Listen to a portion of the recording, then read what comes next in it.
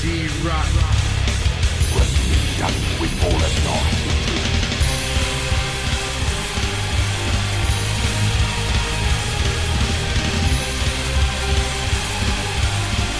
your journey towards the dark side will be complete.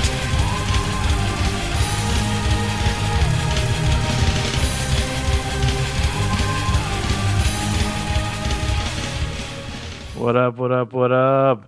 Welcome to From the Dungeon Podcast. I'm here, host Dee Rotten, the most craziest motherfucker in New Jersey. Psych. And I'm here with my dog, my boy, the man, the myth, the legend, the one and only, the motherfucking Serringe. What's up, Serringe? What up, what up, what up, what up, what up? What's going down, brother? How you doing today? Chilling, man, chilling. I'm glad to be here, man. Thanks for having me. All right. How's your day going so far, man? What'd you do today? Well, I had to go to work, so, I went there, but, yesterday I was shooting some graffiti writers in Queens, and I caught a cold, so I've been miserable all day, but I still made it here, because I got to show love to my boy Dee Rotten. Blah. There you go, kid. Brat, brat, brat. So where you work at, man? What do you do? Well, I don't want to reveal too much to your followers, because then they're going to be, coming to my spot and just asking all the wrong questions. So, to say the least, I do freelance work, photography and video, art, and then on the side, I got a little side hustle where it's like an actual little job. But I don't really want to reveal where that location is. You got any you want to put your freelance thing just in case there's anybody out there who wants some work done? Well, check it. So if you ever need art, I'm your boy. If you ever need pictures of something, I'm your boy. And if you need videos, like music videos or overall documentation or some advice on pictures and cameras and all that kind of stuff, I'm your guy. That's pretty much I swear to God, I thought you were gonna say I'm your boy. I was gonna say, yo, he's triple on your boy right now. I was actually gonna follow up with a third, I'm your boy, but then I just messed it all up.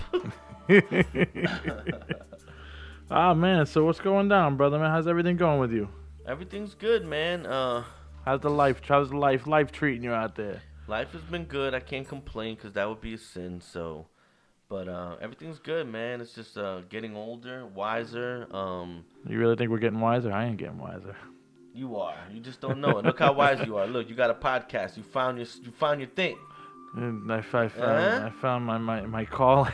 I'm saying though, you're good at this. You know what I'm saying? It's like you try all these things throughout your whole life, and then eventually you find something that you're like, yo, this is me. I fit here. You know I'm better at this than guitar.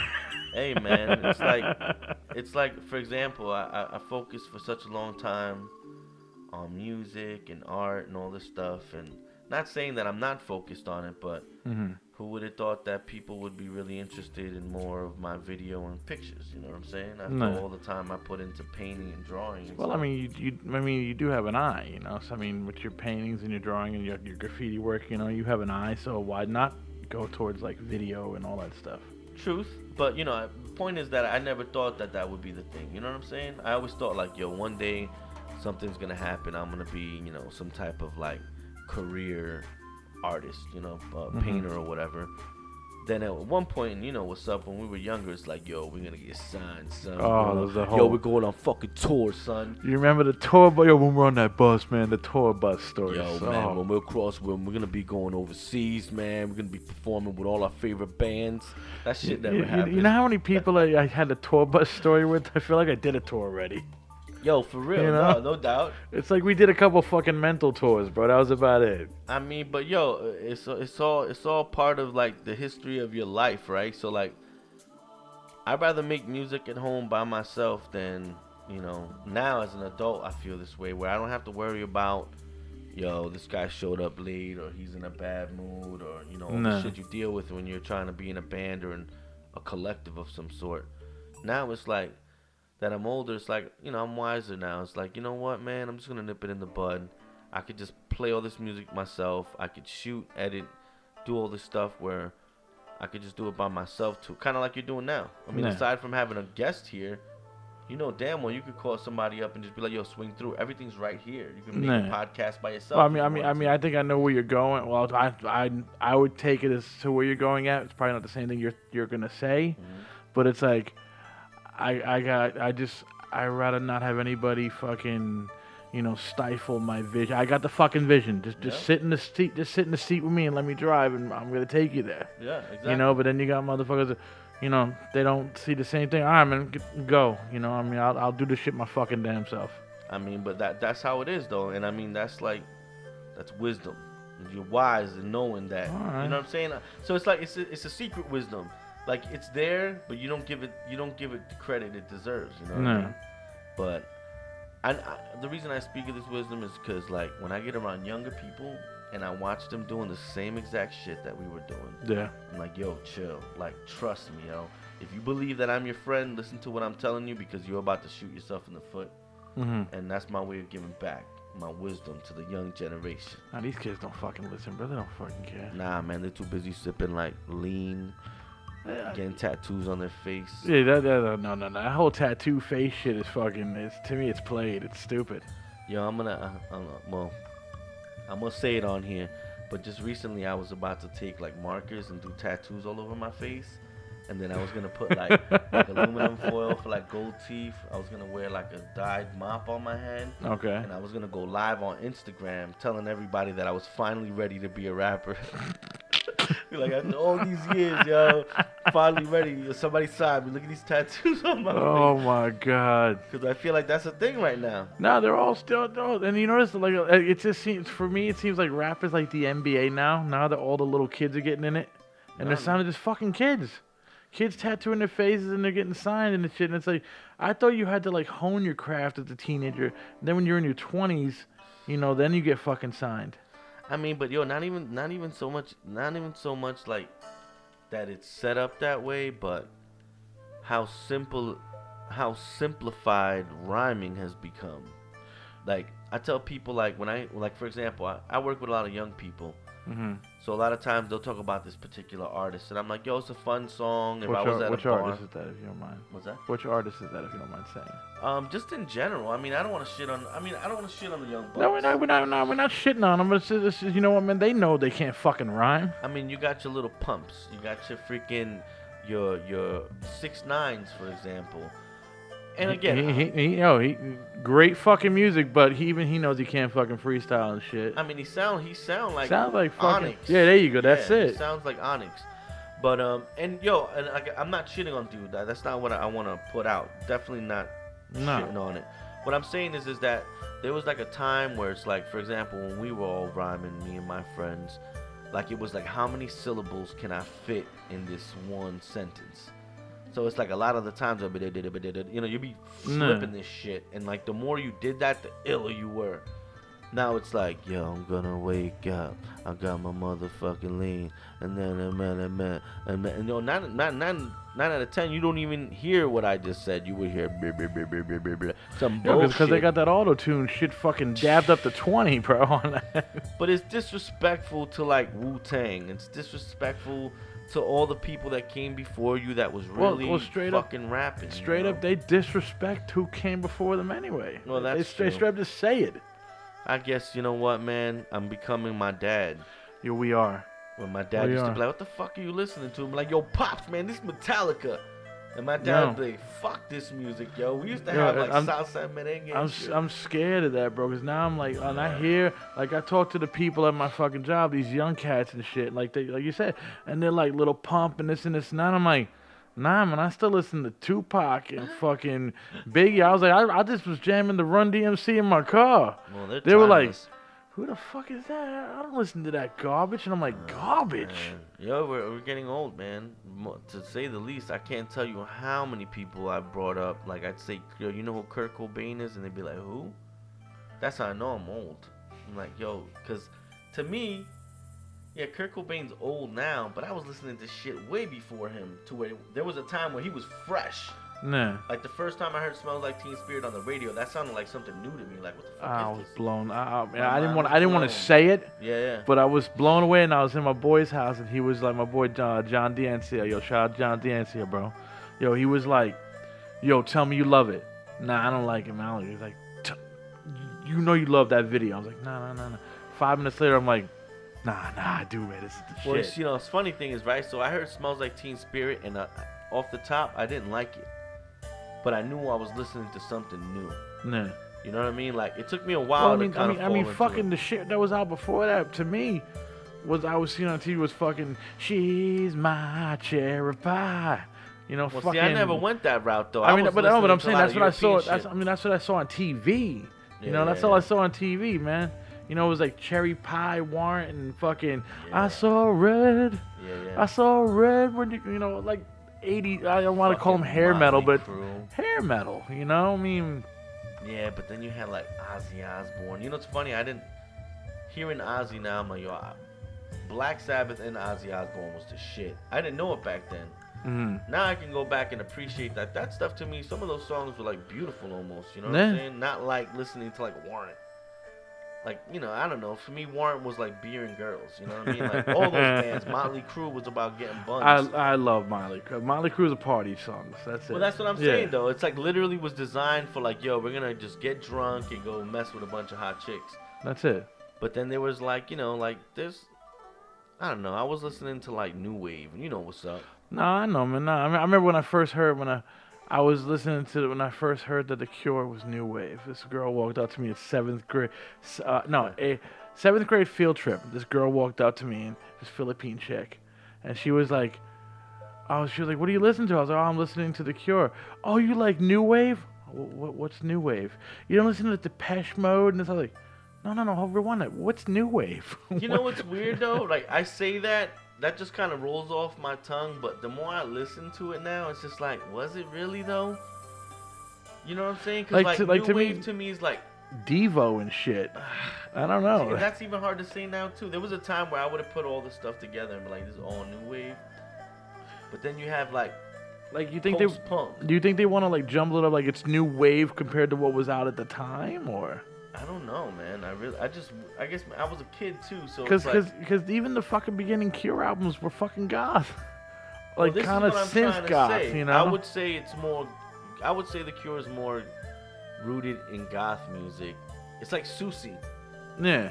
You listen to Susie and it's just like, yo, hold up, this ain't new wave. This is straight up goth music. Yo, exactly. What anybody says. Later on, it got a little more glamorous and shit, but. If you listen to the old stuff, that's like straight up goth music. Yeah. You know what I'm saying? Was it dope? Yeah, it was dope. Not all of it. I never was crazy about her, but she did have some joints that were dope. I mean, you would think new wave you would consider it more like keyboard, like synthesizers and shit like that, and little like basically nobody in the fucking band but the singer and a fucking play button. You know? Well, nah, you can't shit on like Human League, for example. Have you ever looked into Human League? I think I may have heard him, but I'm not too sure. You've heard Human League. I mean, nothing fascination. All right. In passing, I know I heard. All right, so whatever. Look into their history, yo, because OMD, you know OMD, Orchestral Maneuvers in the Dark? No. All right, so OMD and Human League are bands that I just recently was like, let me go back and, you know, I fell in love with OMD. I always loved OMD, but when I was a kid, it wasn't like popular amongst friends. It was all like Depeche Mode and, you know, Echo and the Bunnymen, blah blah blah blah blah, right? OMD was always in there. A couple of the songs were played in like John Hughes movies. Were they not like I want to slice my fucking wrist kind of music? Some of it could be. Because I'm saying that's what I consider like Echo and the Bunnymen and Depeche Mode. Is like you're like. True. You know. but the crazy shit is if you look into the history of it, right? So you had like Kraftwerk, right? Yeah. I believe they were from Germany or some shit. Yeah. Making this weird ass music, a lot of hip hop samples from there. But the crazy shit is if you look into Human League, they kind of were like way ahead of everybody. But then Depeche Mode and all these bands came out and kind of cut their throat, and they really didn't get the fame they deserved for creating almost like a sound. Yeah, 'cause I mean, I Depeche Mode, I know that, but Human League was like. Yo, but they go so far back. I'm gonna go ahead and say, I don't know, maybe I'm throwing numbers out. I could have sworn they dropped their first joint like in the late 70s. Oh, so wait, so they're far as back as let's say fucking oh god, why is that? Robert Smith and those guys put out their first. Oh, joint, his first joint was in '78. Yeah. What do you call it? Fuck, Joy Division. Like around that time, man. They were the '70s. Yeah, that's like true. late '70s. So yeah, let's put them in that world. But yo, they didn't get on to like their 4th album, and Depeche Mode and all that stuff just kind of came in and Just pushed wiped them them the out. fuck Yeah. out. So they didn't get their fame till way later. But go back and listen to some of that shit. That shit is dope. If you like that kind of music. But okay, then we'll put it this way: were they like, and then no homo here, motherfuckers? Were they as cute as Depeche Mode was? Because Depeche Mode, those motherfuckers were they look good. Band. They were a boy band. Yeah. It's funny because I didn't think about it like that until later. I was like, this is a fucking boy band. Like, yo, when we were young, remember Depeche Mode 101? That was like a huge thing in the U.S. Nah. The whole like video that came out with it, man. I'm not. Let's just say maybe like 8 years ago or so, maybe even more than that. Me and Erica were going back and collecting like like Bjork live shows and all this crazy shit that we were watching at home. So I went to like some store was matter of fact bullshit. That was way back. That was when what's that store in Newport that closed? There was a music store on the 2nd floor. Wait, some FYE? FYE. When FYE closed, they had all this shit on sale. Yeah. I bought the 101 DVD. I'm like, oh shit, memories. Just memories. I go home, I pop that CD in, and I was like, yo, this is the softest sucker shit ever. To the point where I literally I don't watch it because I was like, I can't believe I thought this was dope. Like, these guys are soft as hell. But in all fairness, it was, dope music. I don't know, man. I'd rather hear it than listen to it. You know what I'm saying? I mean, I'm sorry. Yeah, I'd rather hear it than see it. Yeah, no. Yeah. I mean, they're not. I would say like they're not like The Cure. The Cure is good visually and sonically. To me, I would love to see them and hear them both. But I mean, the Depeche Mode, I'd rather hear it than see them. Word. But yo, Depeche Mode got mad hits. Of Mad course, they're hits. living off those fucking hits. Man. But yo, Mad speaking of hits, man, how'd you start making hits, man? What made you get into this, man? Nice little segue right there. Like the beginning? Yeah, let's start off like not when you were whang coming out the womb and stuff, man. Let's Music-wise? start off music-wise. What was the first joints that popped you? Alright, bust it. Let me take you back. Alright. So, as a kid, we grew up in a neighborhood of, like, skateboarders. Mm-hmm. And before I moved on to Delaware, I think you knew me back then when I lived on Delaware, right? Well, you might have met Nah, me I met when you in high school. high school. So high school, I was on Olean. Alright, bet. So when I lived on Delaware Avenue in Jersey City, there was we lived on a dead end street, and it just so happens that a lot of kids in our neighborhood when we moved there were all like skateboarder kids. Okay. So, they had ramps and shit, so all the local kids would come, and most of the time skateboarder kids were kind of open-minded kids. Oh, dude, definitely. Because West Side Avenue back then was Puerto Ricans, blacks, Filipinos. That was it. Nah. White guys kind of scattered, here And and the there. Heights and downtown. Right. So in the neighborhood, shout out to all my Filipinos, because a lot of Filipino kids were listening to like new wave music and rock, things that I wasn't open to, because I grew up in, on the Bergen Avenue area. My brother, I was a kid back then, but it was influencing my brother. My brother influenced me, so he was listening to like, all the old school shit. What year? What decade? What year? We're talking about like Slick Rick. Oh, so you're talking about like 87? Yeah, Beastie Boys, all that stuff. And so my influence was mostly rap music. My mom listened to a lot of like salsa, merengue, cumbia, and all that kind of stuff on vinyl records, and she had her own little record collection, so we would listen to those too. So it was mostly Spanish music and hip hop. Then we moved on this block, and we started seeing, different kids, Okay. dress different, talk different, heavily influenced by like Thrasher magazine because they were skating, and then we started getting into like the, skateboard films and all this stuff, and that kind of Shit, fucking, they mix hip hop and punk. right. But most of it was like punk, Yeah. or like some type of rock music of some sort. So that was kind of like the early introduction, and throughout time, a lot of my friends went on to become DJs. And as a DJ, they have like a house DJ. Then you got the guy that plays, rap music all day. And then the guy that just does break beats or just cuts. So that started opening our ears more. And then eventually, I don't know, man, I don't fuck up the time frames. But eventually, a good friend of ours, shout out to Sauce, Mood Swingers, Sauce. City, rep.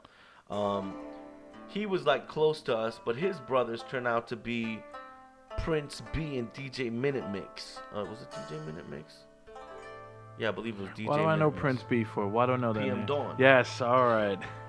So, yo, that was like the first time that I was like, oh shit, someone within a certain amount of distance from my group of friends was on the verge of blowing up. Yeah, PM Dawn blew the fuck up. But the crazy thing is, I don't want to talk too much about it, but I just remember saying, my friend Billy, shout out to Face.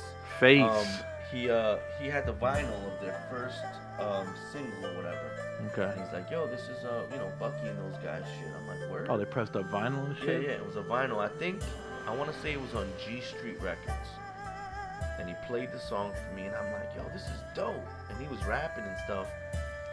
And then I lost track of it, doing young, stupid kid shit. Mm-hmm. And then one day, I don't know if it was my brother or Billy was like, yo, they got on. They're about to put out an album. And then, yo, literally, like, I felt like maybe months. I mean, when you're young, time is all over the place. But I just remember one day my brother's like, yo, they're on MTV. And I'm like, what? I put on MTV, and sure enough, there's freaking Set Adrift on, man. Yeah. Anyway, that shit was inspiring. Because I was like, some dudes from my neighborhood. Basically, if they can make it, you can make it. Right. Or not even so much so, man. Like, yo, just like kind of the reality of like, yo, anything's possible. If you work hard, you can. So it was like a huge motivation. I tell people that all the time. Like, that was my first time kind of being around that energy of like, yo, these guys got on, man. It was like hope. You know what I'm saying? Yeah. So I always had this thing in the back of my mind of like, I'm going to do something within music. And by the time I got to high school, I met this weird little white kid in the back of my art class, He was a nice kid. And it wasn't me, motherfuckers. He used to ask me what I was writing on my books, because I was always draw in my art class on my book covers and on my book bag and shit. And moving forward, that kid turned out to be John DeGrazia. Get the fuck out of here. Yeah, in my art class. And he was just like, yo, I got a whole fucking studio set up in my basement. And we're like, what? Well, I was like, what? DeGrazia? DeGrazia. Oh, that's right. He was living on the hill up in the, yeah. With his pops and moms back. We I forgot about high school that. Kids. But him, McDonald. Oh shit. Eric Robin, myself, and John's little brother. What's his name? Ronnie. And that dude was a little dun-dunny right there. He was mad little back then. But whatever. He's like, we're like, let's start a band, son. So we go to his house. And honestly, that was the first time I discovered. I was like, all right, just because you have a guitar and drums doesn't mean you can start a band. You gotta learn how to play these fucking instruments. Because we were fucking just making mad fucking noise, It was fucking hilarious, In fact, I had a video camera. I don't know where this footage is, but it was a videotape of was it Ronnie? Yeah, that's his brother. Playing drums. And for a minute, we're like, yeah, he's killing it. He was actually kind of had rhythm, And then it came to the part where he did a drum roll, and he would freeze every time. So we'd have to, oh shit. Oh, I'll tell you right now, guys. He's a beast on the drums now. I bet, yeah. He's a beast. But I mean, shit, he should be, because he was already, he was better on drums than any of us. That's a fact. But point is that he still was developing. Like he would play like a quick little beat, and then whenever he get to a roll, he would like lose timing and have to start over. Nah. So every time he started over, we had to start over. But it kind of just. That was really the beginning of it, of just like. That's I never even knew that fucking DeGrazia had a fucking little setup down there in the basement. Yeah, he had drums down there. He had a couple like. Oh, I didn't meet him till junior year, I think. Pops was cool, yo. His pops used to be like, yeah, go ahead, fucking go to town. That's crazy. Yo, me and McDonald would sneak into the back of the house and go climb down the hill towards 1 and 9, smoke weed. And then sneak back in the house. Okay, let me ask you this one. How did McDonald figure you smoked weed, or who asked first, like, yo, you want to go smoke a joint, or you guys just knew? No, now that you say that, I don't think I went there with McDonald, yo.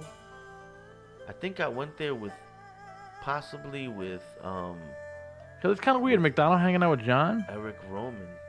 But yo, McDonald was there, yo. Yeah. I'm pretty sure John brought McDonald. Cause that's true. Now that you say that, cause Yeah. I wasn't really tight with McDonald till I got cool with like Rob and those guys. Yeah, exactly. But now I think for some reason I think McDonald and John had history because McDonald was 1000% there. It was me, McDonald, Eric Roman, John, and his little brother. Cause I know I met all them guys through McDonald.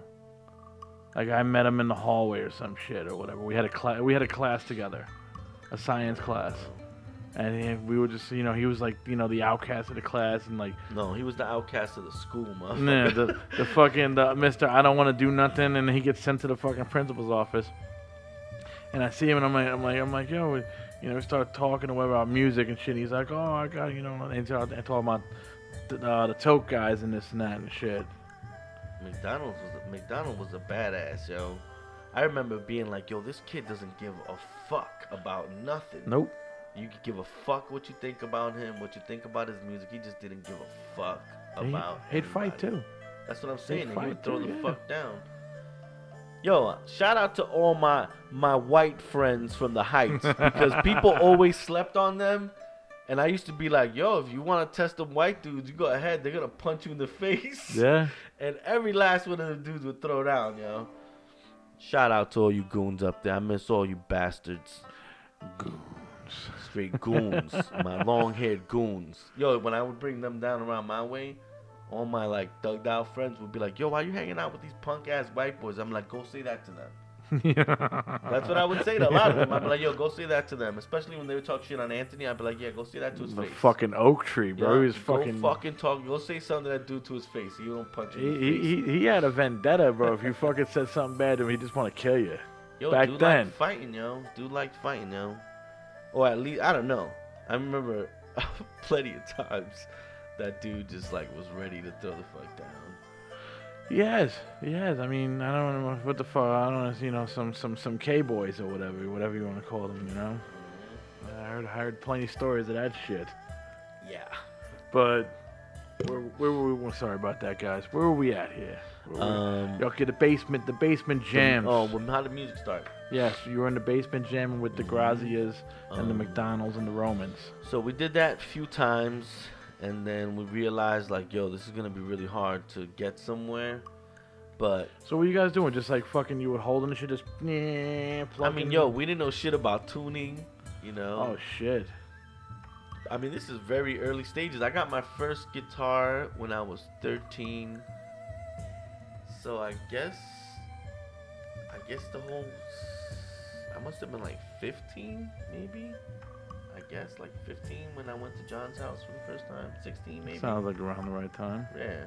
So we were young as fuck, and I mean, I had a guitar, but I didn't have an amp for a while because my dad didn't think to, oh shit, I gotta get him an amp. It's an electric guitar that I got him. No.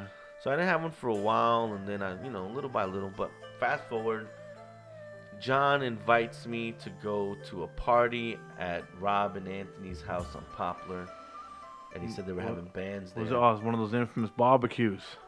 Nah, it was like I guess it was like a party, a band party. Was it the barbecues, or was the one they had in the fucking in where you parked the car at in the garage? Nah. This was upstairs on the second floor. And it was one of the barbecue parties. Yeah, and that day, crazy shit. Ruptured played. Toke played. I think Toke played that day. They had to have played. It was their party. Fixture? Not even. I don't even think they were Fixture yet. Well, there was a 3-piece Fixture. Randy. This is straight up old school Simmons. I remember. The crazy shit is that day, I recognized Simmons because me and Simmons went to school together when I was in 3rd grade. Mm-hmm. But I'm like, the whole time, like, where the fuck do I know this guy from? And then it hit me, and I was like, oh my god, this is dude from... Was that the same? Was that the same night? Was it the same day McDonald was saying that fucking Ruptured ripped off one of Toke's riffs or some shit? Man, Was it fuck all that? Was it I- that infamous I don't infamous rem- party? I don't remember, man. That shit is a blur. That whole beefing shit between bands, honestly, man, that shit was so. That's not even something I talk about because a lot of it was just bullshit, man. Like we're just young and stupid. It all stemmed off with some dumb shit. It always did, man. I mean, come on, man. We were You beefing stole over the my stupidest riff. shit. It's Yo, like they want to be like this band. They want to be like, you know what? The reality you is, think- we all get sparked up think by about somebody, it. man. It was a 10-year beef or something. I'm just exaggerating Some the 10-year, bullshit, but it was like man. maybe like a 4 or 5 year beef off of you stole my riff. Just so stupid, man. Yeah, man. Like back then, it seemed like, yo, man, fuck that. Yo, these are my friends. But yo, when I think about it now, I'm like, yo, that shit is all bogus. Well, look at it like bullshit. this now. Now you got Token Ruptured in Dark Matter. Well, there you go. Good, You know? good. There you go. You got them in Dark Matter now. Well, that's good though, man. Because honestly, that shit was dumb, man. All that shit was stupid. But back to the original question, how I get into music. I just remember thinking, this guy was in my classroom with me when I was a kid, Mm-hmm. and this motherfucker's playing and killing it. Yeah. You know, this is like fucking straight up rock star Simmons, you know? Like, that's the way I saw that dude. I was like, wow, this dude is really doing it. He plays dope. He sounds dope. His band's tight. But we come from the same school. Like, we the same age. So I could have been doing that had I applied myself the way he did. And that's when I realized, all right, cool. So I got to apply myself to get So better. that's basically fucking what sparked you up right there. I mean, between PM Dawn and seeing people my age actually playing songs like beginning to end in a set was inspiring. And after that, I was like, yeah, I want to start playing more, you know? And I never got good at guitar. I never got good at bass. I understand them, but I wouldn't be like the type of guy you call and be like, yo, we need someone to cover this band. Nah, well, neither am I. But you know, Guitars. but you know what though, man, we're good enough. Well, I learned notes. I learned some chords, but more importantly, I learned notes. Mm-hmm. So, like I tell people, it's like if you tell me to play something, I won't know how to play it and say, oh, well, that's this chord based on what I'm hearing. Yeah. But if I sit there long enough, I'll figure that shit the fuck out, you know? Like, it's gotta be around here. And, Yeah, exactly. But on keyboards and beat machines, and that shit, that was like what I think enabled me to make music.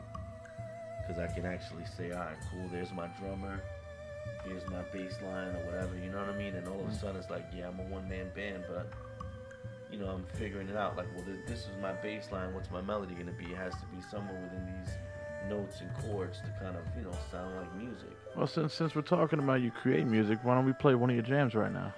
Sure. What jam you want to play for these folks out here? Well, we're going to start with, I'm going to take you back to 2016 when we dropped, actually, do I have it here? Maybe I'm talking mad shit right now. No, bullshit.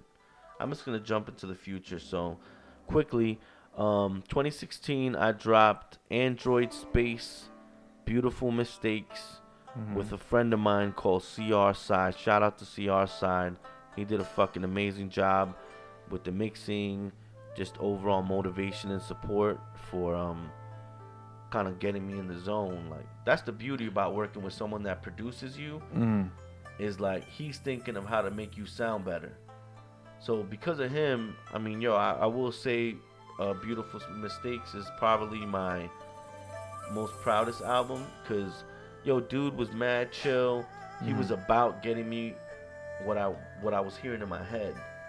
So like, there'd be times where we'd be recording something, I'd be like, nah, man, I need like more reverb, or I think we need to throw a guitar in. He never once kept me from that shit. Is like, that's what you want? All right, cool, let's do it. So it was like real So motivating. he didn't hold you back or nothing. Nah, man, and he did a phenomenal job mixing it. He did a great job providing us with the sounds that we needed. Yo, a lot of that shit was made on like, I mean, he had like a keyboard that, this shit was old as fuck. The sound bank was on this big ass, it looked like a Sega Genesis cartridge. Oh shit. It had broken keys. This thing was covered in dust. He had a guitar that was in his closet. There's like a little Ibanez, or yeah, it was an Ibanez that been sitting there fucking ever.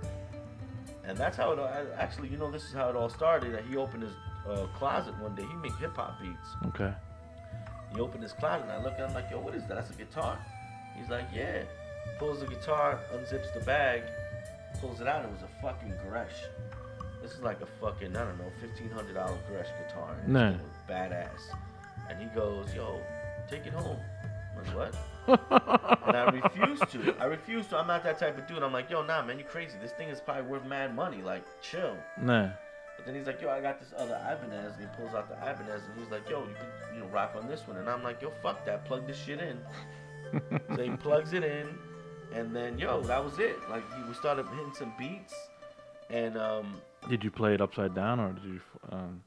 Nah, I was just one stringing it righty. You know what I'm saying? Like a lot of stuff that I write, my riffs usually not actual chords. A lot of it is just notes. You know, like one string. So I'm saying, I know you're a lefty though, but did you flip the strings? Eventually, or? I did. But Okay. that particular day. Moral of the story is he breaks that guitar out, breaks out a couple pads. We made some beats, and if you go into That's that old West Beautiful Borland looking Mistakes. Ibanez, right? I think that's the West the Borland body. two little hooks. Yeah, I think that's the West Borland body one. It's a red joint he had, but that same day, about 4.5 hours later, back in notes was can you play from your computer still? Yeah. Play back in notes. That's a good way to start, because literally that same day, 4.5 hours later, back in notes was done from beginning to end, and that from there it just snowballed. From Android Space, right? Yep, from Beautiful Mistakes. Yo, this is back in notes. Off Beautiful Mistakes, Android Space, available on iTunes, Spotify, wherever else you could buy your digital music. Boom. And if you download it for free, at least buy something from this fucking guy, man. Pay him something, bro. Download it for free? How do you download it for free? Man, it's the fucking future, bro. Yo, You don't be even- downloading shit for free, man. I didn't even know you could do that, man. I'm old, yo. That's some bullshit. What track did you say? Back in notes. That joint. Alright, here we go, man. This is. You want to say anything about this track before we start rocking it? Well, this song is about my boo. The whole album is rooted in a fictional world that kind of coexists with my reality. Mm-hmm. So a lot of it you'll hear references to like androids and fucking outer space and all this stuff. It's all like basically a fictional story revolving around my life. Kind of smashed together. It's a hybrid, but this particular song is actually about an android female character that is constantly reminding me that I gotta make certain changes in order to get to where I want. But it also applies to my boo, Erica. I love you, boo. Shout out to E-Dog. You know it.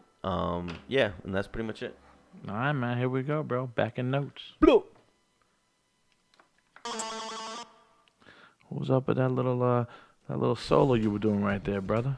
Yo, I did that shit. Check this out. That guitar solo was done in a day where we didn't even have a guitar pick, so I used a SD card from a camera as my pick. Get the fuck out of here. Dead ass serious. A lot of the songs, for some reason, The SD cards are man fucking thick. exactly, How the fuck did and you it gives me like a nice little. It gives me a lot of control.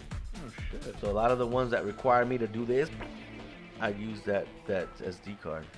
That's Yo, we were creative over there, yo. Some of the songs we used. That's like you said. That's like using fucking a Nintendo controller, almost like a little bit smaller than a Nintendo controller. What do you mean? You talking about the SD cards or those fucking things you put into the fucking Yeah, like a little memory card for like your that's camera. almost so. Look at the size of the fucking Nintendo controller, man. It's like using that. No, it's definitely thick, but yo, it worked, man. And every time I would try to do a solo with a pick and it wasn't working out, my man would be like, yo, here, use the SD card. And every time we did that shit, it would work. So we kept that shit as part of like the tools of the fucking album. Oh shit, man. Yeah, man. Shout out to CR Side. See our side, bro. Shout out, brother. So where did we leave off at, man? We left off at the party. Well, we left off at the party and the beefs and all that bullshit. Oh yeah. And then that made you, Being that made you being more inspired by seeing your peers of the same age and PM Dawn and everybody that got you inspired. So what were the first musical adventures that you had? Yo, motherfucking Mr. Furley, son. Mr. fucking Mr. Furley, which consisted of the following: me, Deepwater Sersky, son. Deep, what the fuck? Oh, that's one of my aliases. Deep Water Soski. No. Yo, I swear, you're a Dragon Ball fucking Z dude, bro. Or something. Deep Water Sersky son. Rob Simmons, Rob McDonald, and Shot Dog was the drummer. The dog. Yeah, we had like 3 songs that we rehearsed on a regular. Well, not on a regular, like weekly, I guess. You guys record anything? I don't think so. Not that I know of. No. Unless Simmons has some secret recording, but I don't remember. I just remember we did. I know you We did a show. Yeah, I was at that show. I know you. Go ahead. Yo, at a bar that was like the size of like a closet It's the size of my apartment, bro. in Union City. In Union City. I remember the fish tank was bigger than the actual bar. I remember. I don't even. Were we even 21? I don't know, man. I think we it know. was probably like 19. Nah, bullshit. I don't fucking know. I know I was there. A lot of that time was a blur, right? Yeah, but well, I know it was you guys and Toke, the new Toke version 2.0 or some shit with Tall Dave. Oh yeah, you're right. Yeah, you fucking right. I remember Tall Dave was sitting on his amp. Yeah, because he's probably too tall to be. Yeah, he was too tall to be in the fucking bar, bro. So I think he was just sitting on his amp and shit. But yeah, man, that was like another cool experience where it's like, oh shit, yo, if you practice your songs and you rehearse and shit, you could do live shows. Get that right, kids. You practice your songs and you rehearse and shit. You could do some fucking live shows. Well, I'm saying though, but like for someone like me that was trying to catch up with the people that I saw playing at Anthony's house, here I am playing with Simmons, Shot Dog, and Rob. And we rehearsed, and now we got songs, and here we are playing them. So, it just started making. It was. You know what? I don't remember any of the songs, but I know you guys were the fucking. You guys were the fucking dopest band that night, cause I know Toke kept always having to fucking redoing songs. You guys straight up just did your set and you were done. Yeah, I remember that. And Toke kept always had to redoing like something I'm kept not gonna fucking lie, up. the songs were simple, but we got pretty tight, I guess. You know. I remember being fucking nervous as shit though. And you know why were you nervous? It was only like I think it was like me and maybe 3 songs. 2 or 3 other people and the bartender. No, it wasn't that many. It was more people than that. I don't remember anybody This else. motherfucker said me, the bartender, like 3 motherfuckers Yeah, out I there. don't remember there anybody Yo, being there. I remember freaking. Okay, Lewis. Roman was there. Lewis, Right. Roman, Pete, fucking Roman, Lewis, No, Turkey. Armando showed up. Lewis showed up. All right, the Ruptured crew was To there. say the least, there was people that were already playing, and I wasn't used to playing in front of people. So yeah, I could give a fuck if there All was right. 100 people in there that didn't play. I wouldn't give a shit. So here we go. The barbecue people came to watch you. Everybody was at that barbecue party. Exactly. All right, there we go. So, but to say the least, you're amongst people, like peers almost, like Yeah. people that play and are playing way tighter and better. So it's intimidating when you're like, yo, these guys could judge me because these motherfuckers play. Nah. Because if you didn't play an instrument, I could give a fuck what you think. You're not a musician in my eyes, you know what I'm saying? Nah. Yo, I think I need to get a little napkin or something. You got paper towels? You need a napkin? I got a little snippet. Yo, go ahead, man. Take a walk. Yeah, You want to take a walk off? Go take a walk off, man. I'll be right back. I'll keep these motherfuckers entertained, man. Yo, man, seriously, but it's a pizzeria now. You know, it's not a bar no more, it's a pizzeria. But I mean, I just remember fucking going there, and I remember Mr. Furley was fucking awesome. Toke, I remember they were good, but they just kept fucking like equipment fucking bullshit or something like that. Kept fucking up with them, man. So, but I mean, I know that he is right though. I do remember Armando being there. I remember fucking Turkey being there, Lou Dog being there. Shout out to Lou Dog and Pete.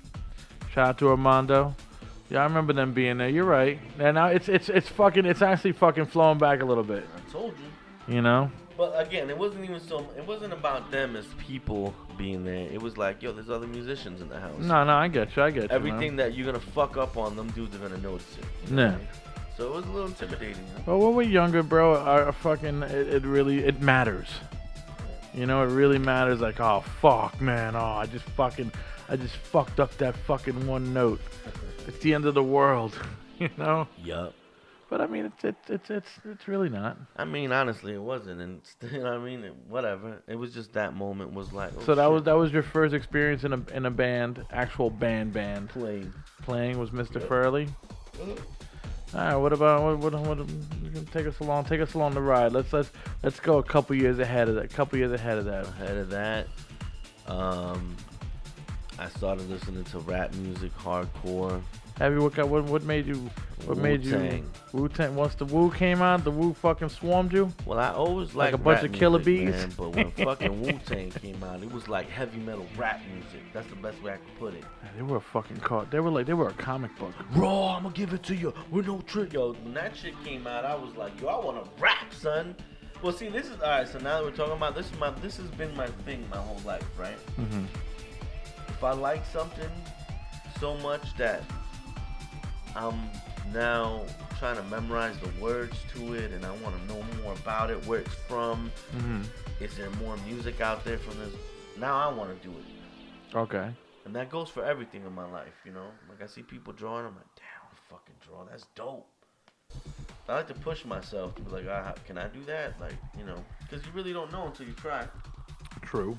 And that's what happened. So, like, rap started coming on. And then, I remember, like, everyone I knew freestyled in my neighborhood. Well, you lived in a fucking thug-ass neighborhood, dude. Like, yo, everybody, my brother used to rap. Like, all my friends rap. I don't know if there was any rockers in your neighborhood, man. It was pretty thug. I mean, we had that too. We had a lot of metalheads. But, like, when rap happened, man, dude, everybody. I remember just, like, being in, like, freestyle sessions with, like, 20 motherfuckers, like, on the regular. Then it led to going to New York. Well, you came from the same area as fucking Joe Buttons and all that was rhyming too, right? I mean, I guess you could Like say around that. the same way or whatever. Yeah, for the most part. I mean, shit. I rapped with that dude one time, you know? You rapped the Buttons? Yeah. And my boy, well, I mean, this is before he was Buttons, you know? Mm-hmm. But he was always dope. No. I will say that about that dude. I remember just, you know, we see each other in the neighborhood. And then my friend bought a little Gemini mixer. My man Rajesh, you remember Rajesh? Yeah. Shout out Rajesh. He had a little Gemini mixer and had an 8-second sampler on it. Okay. So he'd go to like the breaks of records and then sample 8 seconds and loop that shit. And we would sit there and just on that 8-second loop and just freestyle for fucking hours in this dude's house. Word got around, a couple of local rapping kids came around. Yo, what's up, yo? I want to go up there. And we would take turns, and it was funny because he had an 8-second sampler. He didn't have a mic when he first started. He had headphones. We would plug the headphones into the microphone jack, and we'd rap through the headphones. That's some old school shit for you little kids out there. And we would rap through the headphones, and then I don't know. One day I just went there, and my man was there. Buttons was there, and that nigga was always nice, you know. I remember being like, oh shit, this motherfucker can rap. And that was it. And then one day, years later, I turned the TV on, the motherfucker's on television. I'm like, oh shit, he's on MTV. Pump it up. He's retired now. Is he? Yeah, he retired. He Fuck, you retire. Yeah, he retired. The last thing he did was Slaughterhouse on Shady Records. With But like literally said I'm retiring. Yeah, no, he retired. He does podcasting on YouTube. He does podcasting. He's got his own podcast and everything on YouTube and everything. Hey, whatever works, man. It's pretty Shout good. out to Joe Buttons. It's pretty good. Joe Buttons, dog. I watch his show, dog. It's good, man. That's what's up. And that's pretty much it. So that's what got you into hip hop. Pretty much. Like basically wanting to not got you, but wanting you to rhyme. I just wanted to be good at rhyming. In fact, when we started doing shows is when I realized, like, yo, I don't fucking do this shit. Because I was enjoying being around my homies. I was enjoying the freestyle, you know, the fellowship of it, you know, taking turns and gassing each other up. Rhyming it's more personal, man. It's like you're not in a band. It's like if you do good, you feel a lot more fucking better than, all right, 4 of us did good. No, motherfucker, I just fucking rocked all you motherfuckers. Well, I mean, so there's and you fucking I know you probably don't like hearing it, but you're one of the illest motherfucking rhymers in the fucking world. To me. To you. To me, you one of the illest motherfucking rhymers. I would put you up against some motherfuckers and be like, yo, it's my pitbull. Kill. And now, boom, the rhyme saying will come out. I mean, yo, I cannot front. there was a time where I was pretty confident with my freestyle ability of just taking words out of the fucking sky, just smashing them into something that made sense. Because you were always in the back of like Thorn Street, like Thorn and Poplar. You were always like to me, no more or less Thorn. You were always rhyming. For the You were most always part. like you were back there to rhyme. It was like you like you would come back there rhyme Roman, or I would fucking do some stupid shit with Lou Dog. Yeah. You know. But I mean, you kept it consistent with like your shit was like ours was a joke. Yours was real. Like. Well, I mean, shit. I mean, yo, like I said, I have that history where, like, Cats broke off on PM Dawn, and then them guys, the younger brothers was already rapping. Like, my boy Face was rapping. There was a couple people around us that was literally fucking rapping that was dope. So I enjoyed freestyling, but that led me to like, well, maybe I should write some shit too. And once I started writing, now it gave me the opportunity to really fine tune shit and make things more. I like making things busy. Like I wanted the deliveries to be like really more like rapping in syllables than rapping in words. If that makes any sense. So more or less like Rakim and less like Run DMC. Or a little bit I low. guess you could say that. Yeah, I guess that's a good way of putting it. But just more delivery, more cadence and delivery than stretching words out to make them fit. Like if you listen to rappers, sometimes they stretch words out because they don't want to think too hard or whatever it is. But there's a way of actually getting it to where you could rap syllables, and just kind of chop it all up to where there's like this technical delivery to it.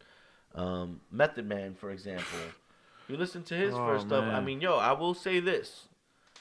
At one point in time, the Tikal album, I could spit that shit beginning to end. Because the way I saw it is if I could master this motherfucker's delivery, which at the time was like head honcho, I don't give a fuck what anybody says. Still is, bro. Well, actually, not Redman. Redman right now, bro, is killing it. What I'm saying, but like back then, when Method Man came out, it was something that people were like, yo, this dude's nasty. Nah. And I saw it as if I could get his delivery down and fine tune his delivery, then I'll understand what delivery is. And to be honest with you, I think that's what did it.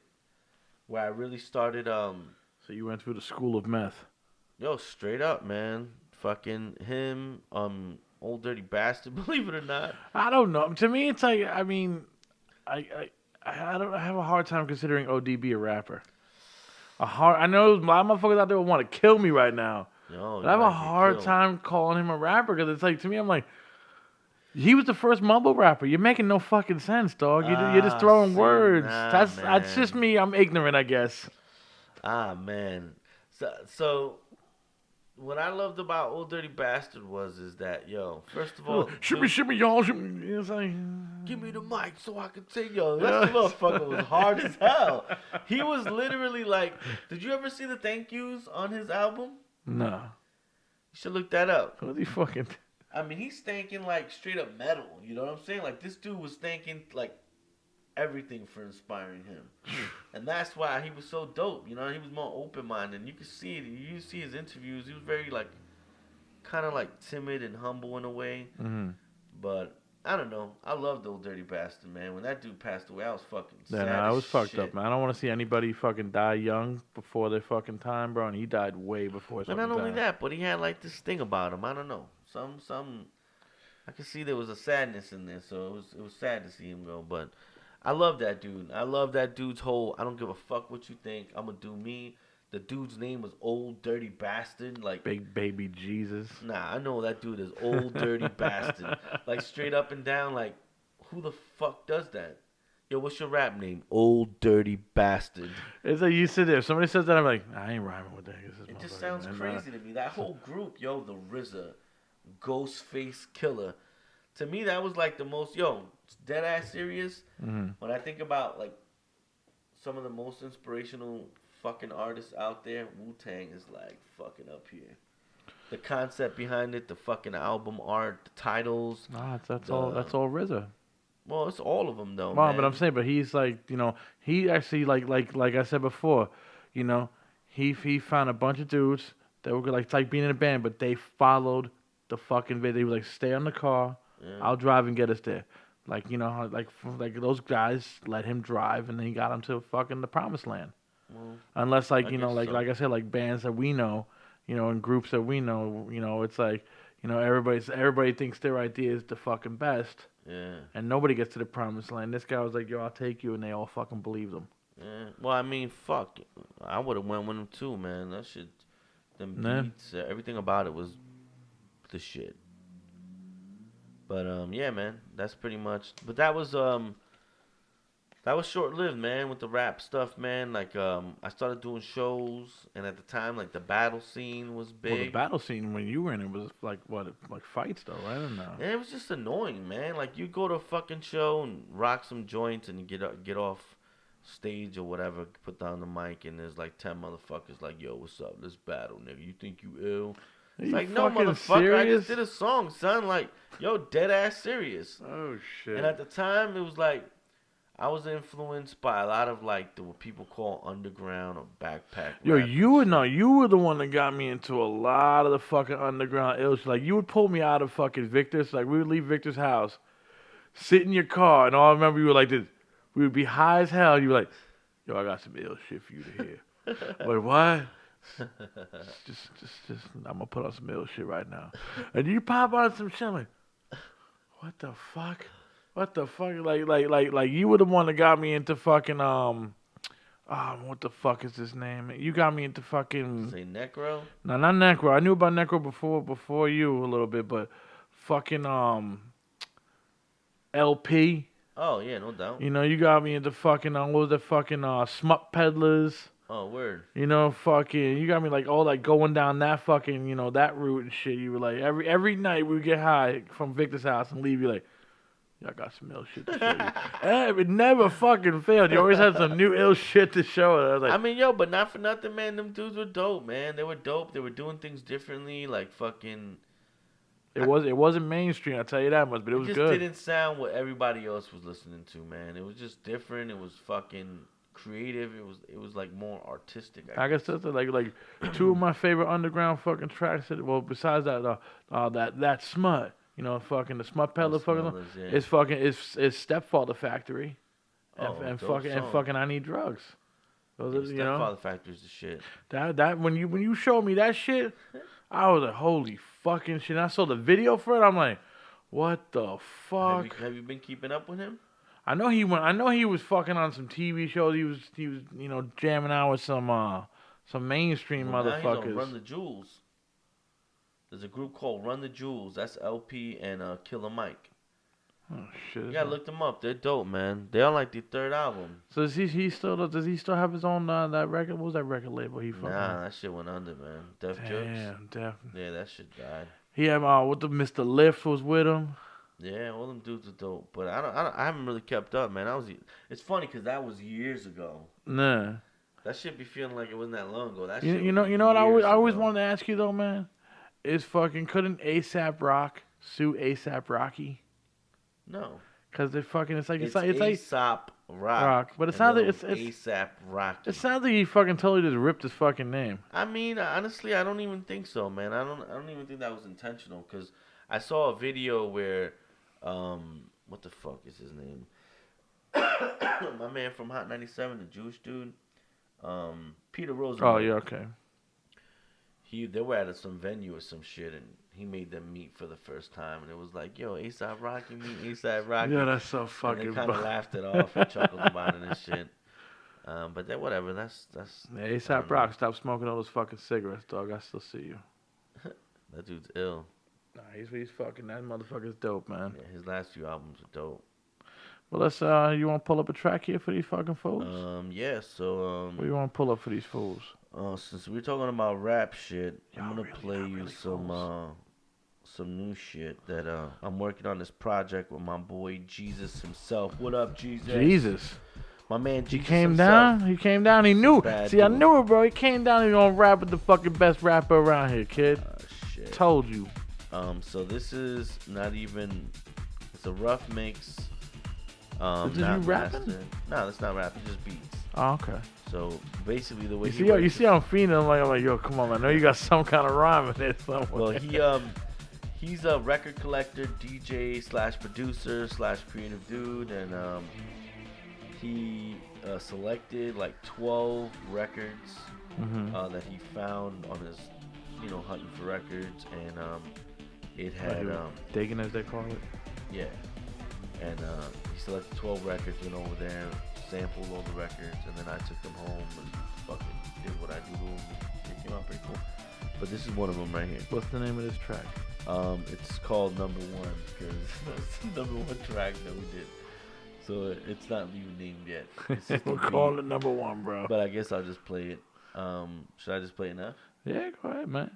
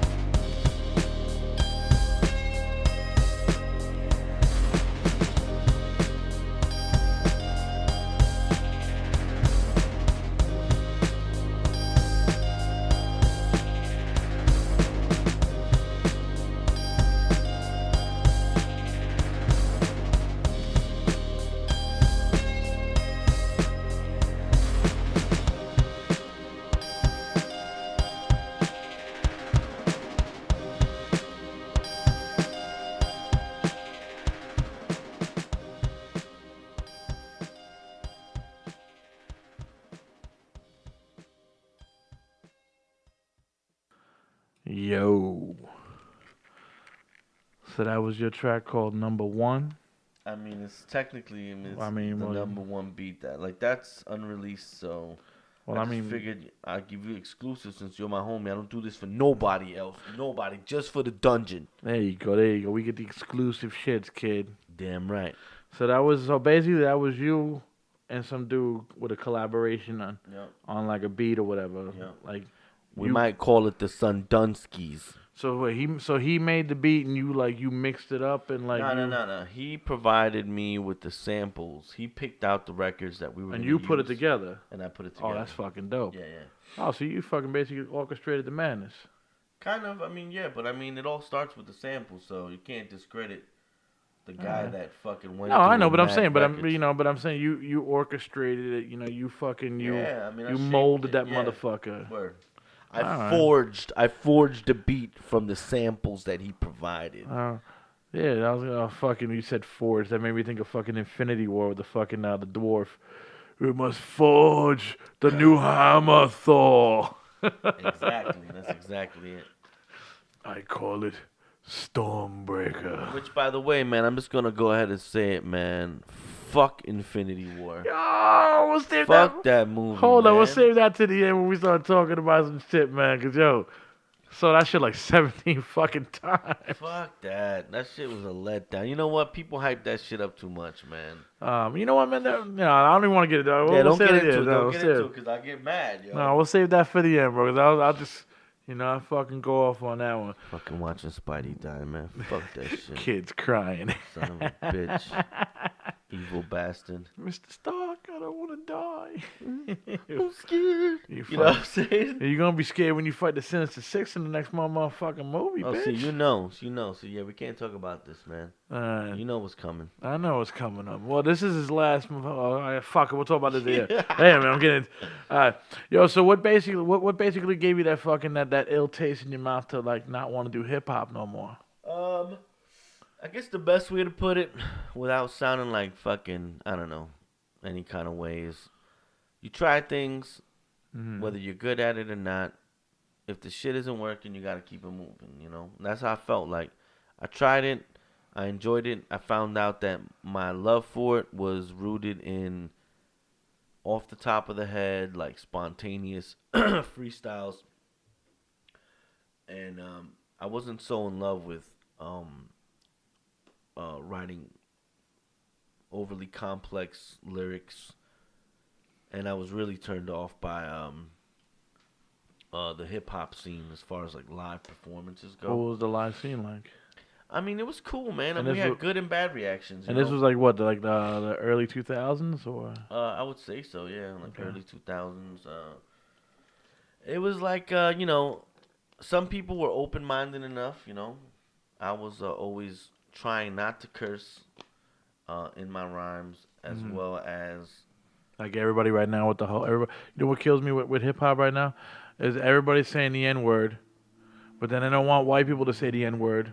But no offense, but they let Puerto Ricans say the N word. Yeah. As long as you ain't white, you can't say it. It's like, yo, then stop fucking saying it. Well, I mean, fuck. Because how you gonna then? Because then you know what? If all the white people stop buying your fucking music, that's your fucking majority of your sales right there. I mean, but yo, look, man, I'm 40 fucking years old. Every once in a while, the word slips out of my mouth. I'm used to saying it, but honestly, man, you gotta grow out of that shit, man. It's never been cool to say it. Especially isn't cool saying it now in Trump's America. You know what exactly. I'm saying? So it's like, I don't know. When you're young, you're just ignorant, man. It just kills me, bro. Because everywhere I fucking see it, they're all like, you see it so much, and it's like, yo, where'd all this ignorance come from right now? But you know what, man? It's like, it wasn't like that when we were growing up, man.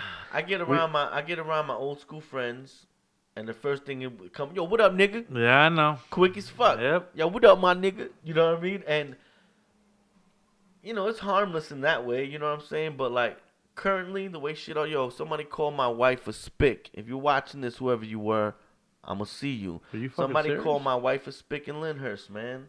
She was driving her car. Are you fucking serious? Dead ass serious. It was like, learn how to drive, you fucking spick. It was a fucking male, a white male saying that to my wife. Motherfucker. But we're in those times, you know what I'm saying? So, like, yo, I would people are real comfortable right now, man. So, like, nah, man. It's weird, man, because, I've had conversation with my wife. Now we're talking about this. It's just like, yo. Call my wife a spick in front of me, I'll murder you. My white friends growing up is not your typical white American. You know what I'm saying? Like, go south, Florida, and you go to places like that, man. You start experiencing, oh, shit, this is white America. That's white America right there. Jersey City is not really. You know what I'm See, saying? like, I'm sorry. If you start saying that shit and you from up here, your ass should be beat. Because you shouldn't be saying that shit up here, bro. You shouldn't be saying that shit anywhere. Nah. But I will say this. Please don't say it to me because I'm going to lose my cool, man. Yeah, that just gets me, If I was bro. in the car with my wife, there would have been. I would probably went to jail, yo, straight up and down. That kill. Because my wife's Spanish too, man. That kill, I'll fucking kill you. Exactly, I'll man. kill It's you. just Say like, that. at that point, I have to break your legs or something, or at least like headbutt your nose into your brain. Exactly. But fucking yeah. ignorant motherfuckers, Yeah, man. But yeah, whatever. Let's not, there's enough negativity in the fucking world. Those cocksuckers get no love on this show. Nope. Hope your fucking tires got flat and you fucking flew off the side of the road, Yeah. bitch. I hope your oranges that you was gonna eat after work are rotten when you get home. Courtesy of Dee Rotten. Blow. Yeah. So basically, hip hop was just fucking. I love hip hop. Always gonna love hip hop. Still listening to hip hop. Will continue to listen to hip hop. Support hip hop. But on to the next. You know what I mean? So basically, you growing. You grew. Yeah, I stay growing, man. That's what it's all about, man. You gotta try new things, explore new things, and kind of just find your place. Yeah. So what happened after? What happened? Basically, what new ventures did you get into after the? Because I know you were doing a fucking. You had your own fucking store at one time. Yeah, yeah. What happened with the store? So I had a little. You had a graffiti I store, started right? yeah. I started a brand called Elementary. Actually, it was a blog. Mm-hmm. The blog originally was based in my art. So around 2009 or something, I started a blog, and on that blog, I started promoting my own artwork, little adventures, writing about things that I like new pairs of sneakers or a new beat machine, whatever it was, just writing about things that I was interested in. I would do a painting and take a picture, put it up on there. Then it led me to I want to cover more shit. Mm-hmm. So from there I started going to gallery shows and opening the day it opened, document with photos and then post about it like, yo, went to this art show. This dude had his work up, blah blah blah blah blah, and then put the address and let people know where they can go see it, how long the show was running, and that kind of caught on. Okay. So when I started it, it was called Elementary by Serringe. And so the idea of Elementary is that I planted a seed, which was the concept and idea of a blog that people can come and inform themselves about shit they may not know or things they might be interested in. Mm-hmm. And then eventually that seed would grow into a tree, eventually grow into a canopy over us that can keep us out of, bad weather, and eventually would provide us with fruit for us to eat off of. Okay. So that was the whole concept behind that, and I came up with that very loosely because when my wife had asked me, "What are you gonna call this shit?" I said, "I could call it whatever the fuck I want. It doesn't matter. The name doesn't matter. It'll catch on no matter what." I said, "I'll fuck around and call that shit Elementary and call it a day." And that was it. And literally, So literally, that fucking name just came out and say, fucking yeah. Elementary. But originally, when I wrote it, I wrote it as the word elementary, like elementary school, almost like taking people to school, giving them knowledge and shit. That's like what that. I kind of thought when I saw it, though. Well, it was technically originally was elementary when I originally came up. I was like, y'all call it elementary because I was thinking about school and teaching people stuff. No. That led to, well, that's kind of boring. How can I make it more interesting? And I came up with elementary, and then the whole concept with the seed, blah blah blah. You put a little more thought into it. Yeah, I put a little fine-tuned it or whatever. And then that's what happened. I started going to shows. I started taking pictures of local, like, street artists, going to rap shows and taking pictures at the show, writing reviews about what I saw at the show, directing people to the artist, directing people to... So you putting everybody on the map. Kind of on a very small level, you know what I'm saying? Because it wasn't really like an audience for it. I was building the audience. Mm-hmm. But the more people were on it, the more people promoted it. Like, yo, I'm on this dude's site. Like, yo, go read about me or go see my artwork or whatever it was.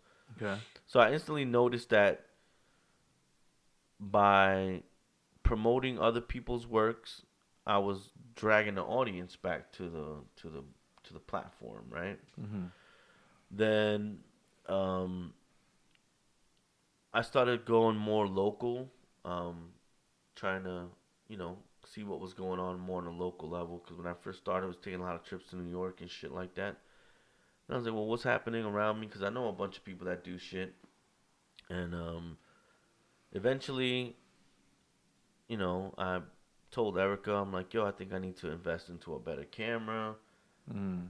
And at the time, I wanted to get a video camera. But, Erica does baking and all this shit too. So at the time, DSLRs had just taken off, especially Canons, and those cameras do excellent photography and HD video. Yeah. So I'm like, yo, let's just invest into one of these, the best of both worlds. I got my video camera. Whenever you need to take pictures of your food and all this kind of stuff, you could use the camera for that. So we invested into that shit and instantly changed everything for me. Oh, so your wife does cooking? Yeah, Erica does baking, man. Erica's a food stylist and a baker now. I know. I saw that thing where she was on the TV. Yeah, my boo's blowing up in the game, son. That's fucking you know crazy. What I'm saying? That's you crazy. Surround yourself with greatness. You know what I'm saying? You become great. There you go. And I'm talking about me, not her. I You know know. what I'm saying? I became great and surround myself with greatness. But anyway, so basically what happened was I started to document other artists. I got the camera and I did my first. Actually, rewind that bullshit. My bad.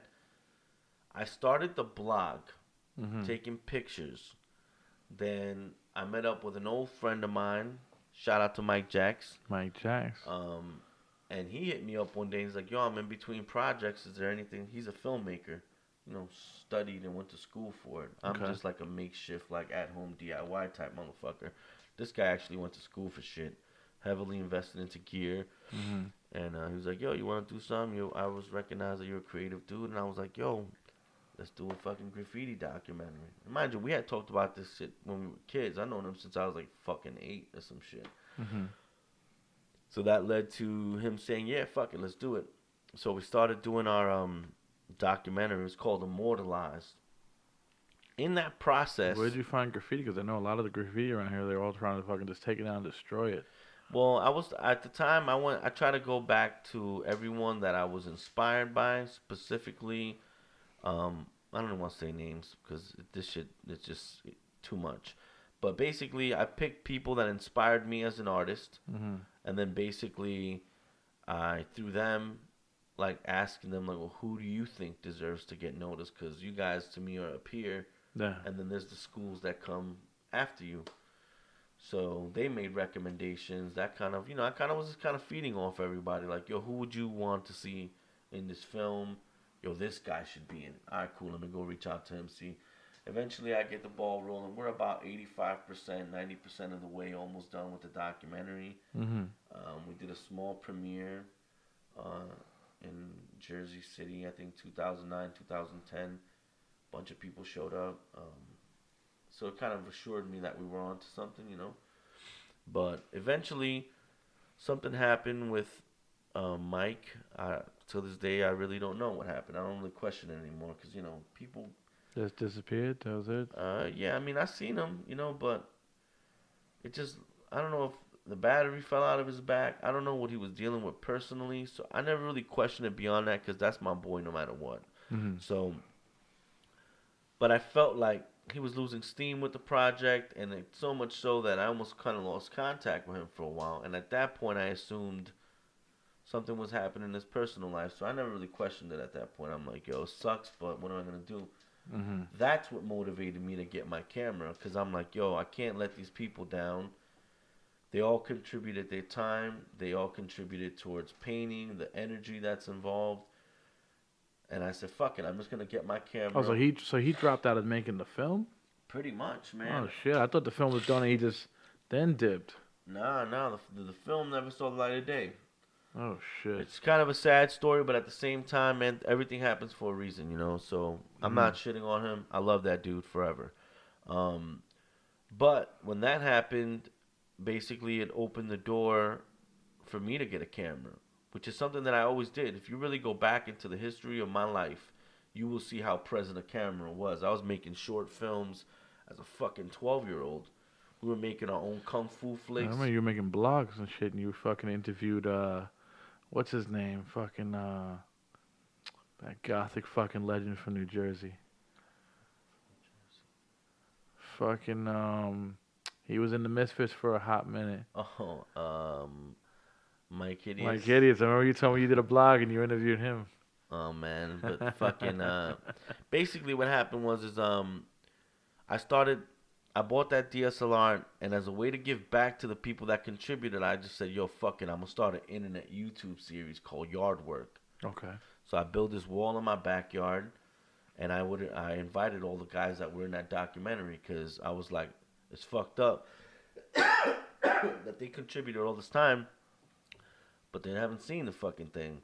Oh, so they already recorded everything. Everything was recorded. Yeah, man. I'm talking about blood, sweat, and tears, man. Like people painted So- murals for this fucking documentary. So basically everything was recorded. The dude just disappeared with the recording. With the edits and everything. That's ill. And it was gonna be like an hour and a half documentary. That's ill, bro. I don't know if I would be like, yo, where the fuck is the fucking video? That's ill. I mean, I'm hoping one day it's like a time capsule piece. You know what I mean? Which will probably be fucking better anyway. But moral of the story is that I myself wasn't comfortable with it, and I said, fuck it, I'm gonna get a camera. I'm gonna pay. Build a wooden wall in my backyard. It cost me like $200 bucks. Mm-hmm. And I started inviting all those guys that wanted to film one by one to come to the yard, paint, document, and then I was presenting them as episodes. I remember seeing some of them. Exactly. So, and that's kind of what kind of sparked up the whole elementary thing. It was unintentional. I did it as a way to kind of contribute to all the people that contributed to my documentary. Nobody got paid, so it was like, you gotta get something for your time. What you were gonna get is a documentary with you in it. No. But when I knew that didn't seem like it was gonna unfold that way, I said, well, I need to plan B this shit, and that's what happened. And I fucking knocked out like 25 episodes my first season, which was like 2 to 3 Edited months. everything yourself? Did everything yourself? Shot and edited everything myself. Eventually, the website got sponsored by this spray paint distributor in Seattle called Art Primo. Shout out to Art Primo. Art Primo. And Flame, which is a spray paint company out of Germany.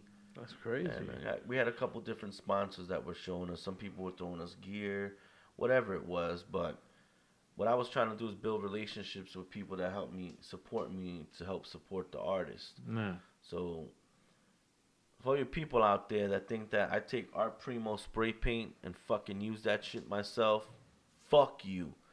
What I do is I try to alleviate the artist from coming out of pocket. Because what a lot of people don't know is that when you paint a piece, it's about $150, $200 on paint. Yeah. So now imagine every time somebody comes to your house, they got to come with $150 to $200 worth of paint to paint for you for free. So you supply Right. the spray because they supplied it to you from the sponsor.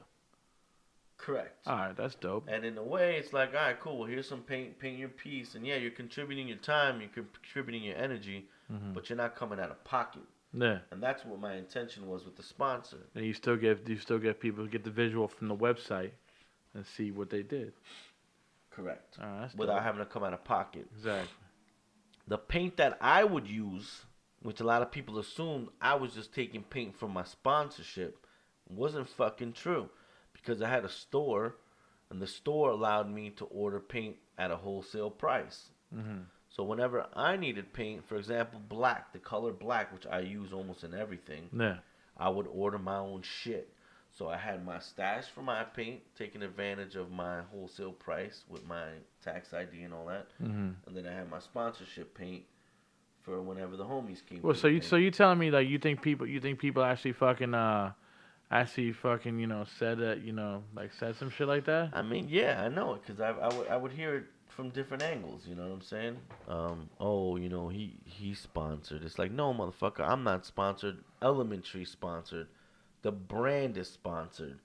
Because I mean, honestly, I've always dabbled in graffiti, but it wasn't up until I seen some of these guys paint in person that I was completely inspired. Again, me as a person, if I see something that interests me, I'm like, why can't I do that? You know what I'm saying? Right. This seems like a pattern in your life. Oh, since I was a little kid, man. So it's like I always dabbled in graffiti, but I didn't know many graffiti writers growing up. I knew cats that bombed. I knew cats that were catching tags, but I never really knew someone that was painting like fucking murals and letters and shit. No. So when I started meeting these guys, man, that shit was like, it's like being a heroin addict your whole life and then one day actually getting heroin. You know what I'm saying? That's the best way I could put it. It's like I was fiending for the shit. And now I'm seeing it firsthand in front of my face. And all I could think of is like, oh my God, this is fucking incredible. How do I do this? How can I do this? No. And I started painting more, and I'm not saying I'm the best, but I Nah, think I picked up really quick. You got your own fucking style, bro. Those fucking weird ass alien fucking shit you draw and shit, man. Like if I see your painting anywhere, I'm like, that's Serringe.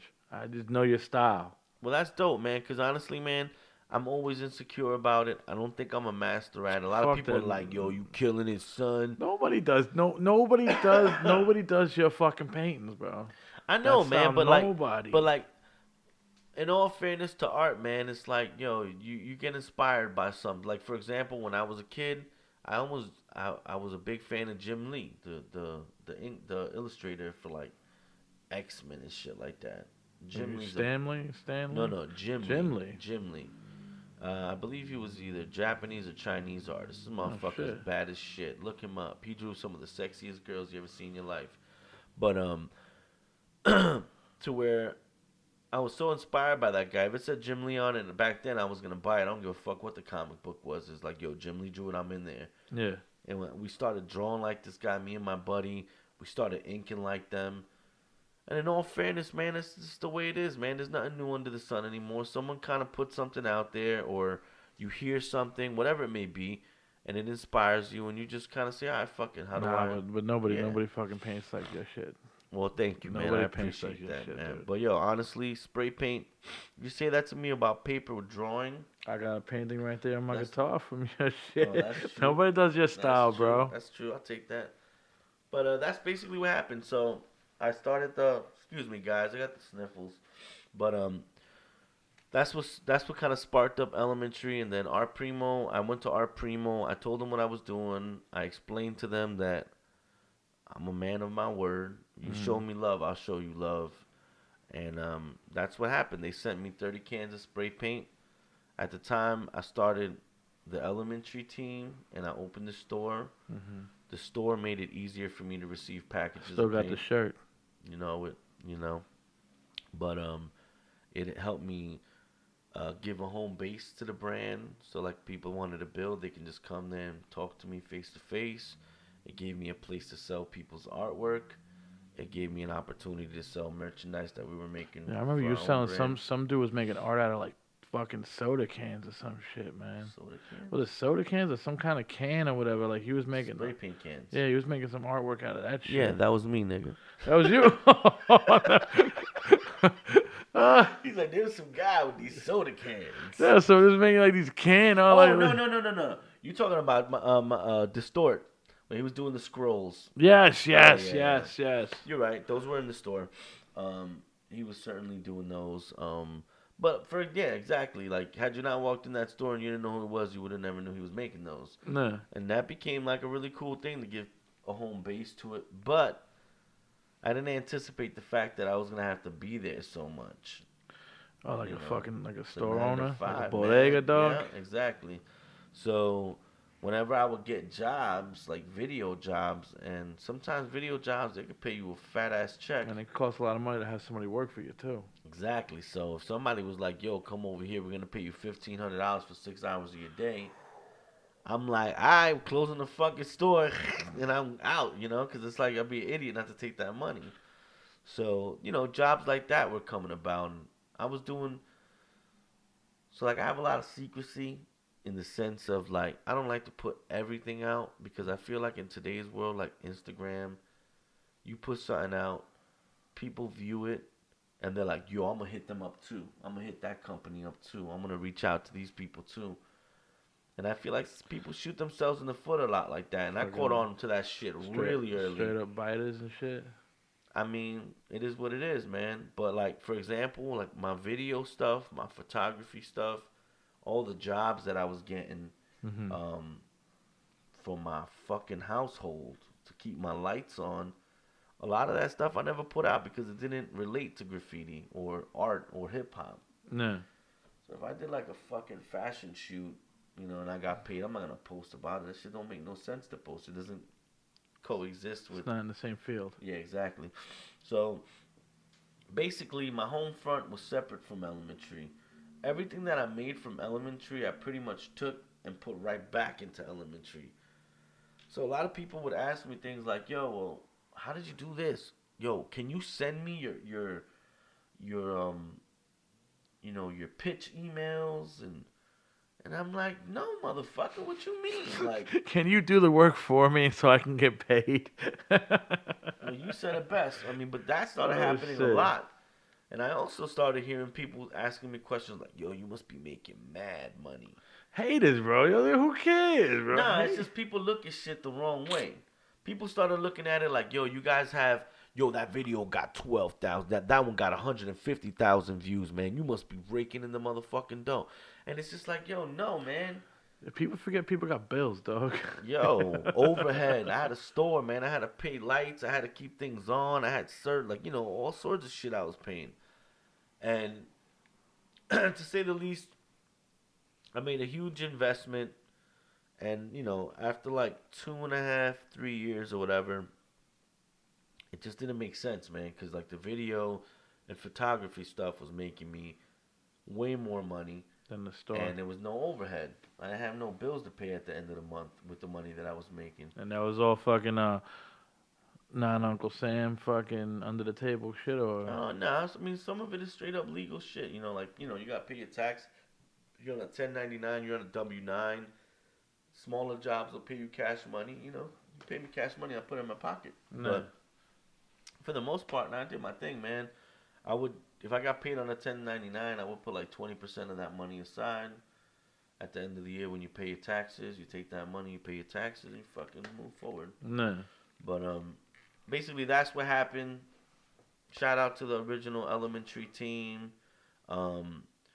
About 2 years ago, I pretty much decided that it was time to move away from it. It was pretty negative, What do you mean negative? Like, how can I describe?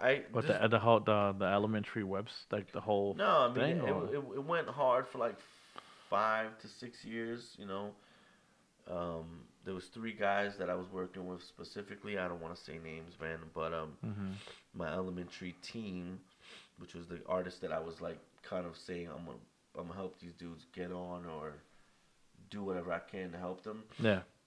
And then it just gets to the point where the best way I could describe it and I said this to my friend, one of the members. I said to him, elementary was my bones brigade. So I went around my neighborhood and I picked up all the people that I was like, man, he deserves more. I like that. Yeah, that's what I went for. My intention was to have my own bones brigade, But just like the bones brigade, everyone started getting big to the point where it's like, we're going to leave you behind now because, I got this going on. Oh, get the fuck out. For real? I mean, not like that. Now, I don't want to get too OD on it, but people were growing apart, man. Like, it's natural, man. Like, this guy's doing stuff, I'm doing stuff. Like fucking Rocky 5. Like Rocky 5? Fucking Tommy Gunn? Yeah, Tommy Gunn was fucking. Hey, I'm nobody's robot. Nobody's robot. Tommy Gunn was getting a little bit too big, and he's just like pushing Rocky in the background. Yeah, and meanwhile Rocky's like, yo, I help you get up, yo. What the fuck is wrong with you? Don't fucking love me anymore. Well, yeah, I guess. But basically, what happened was we started bumping heads a lot, man. And I mean, like, yo, I don't hate them. I don't hate anybody that was part of that. Love everybody. I wish everybody the best, but sometimes you just gotta keep it moving, man. Again, like, it's like rapping. It's like I don't want to sit there and be like, damn, man, I wish I could have been a rapper. That's not the case, man.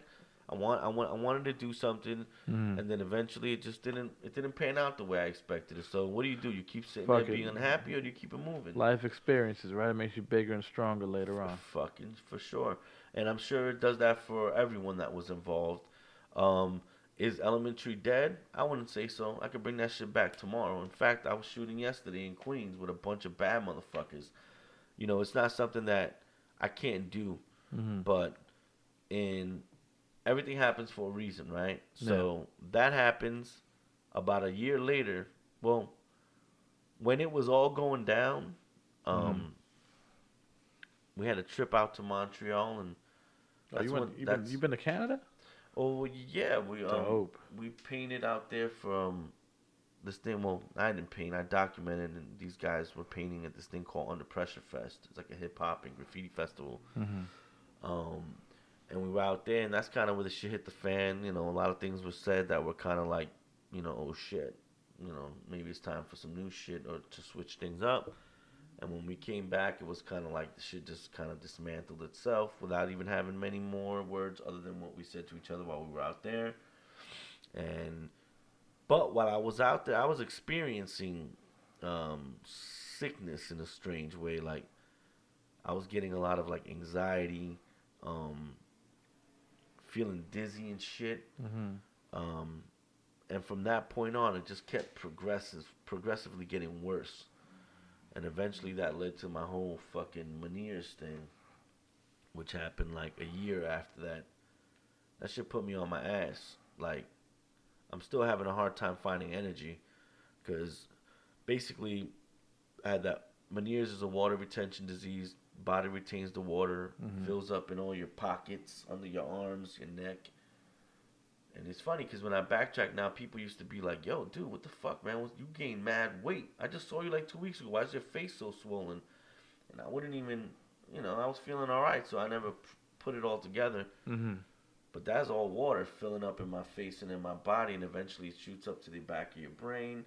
There's this little sac in the back of your head. The two little membranes pop, and the water floods your inner ear canals. It causes like, fucking blindness. I would literally see white. Oh, shit. My fucking hearing would start going in my right ear.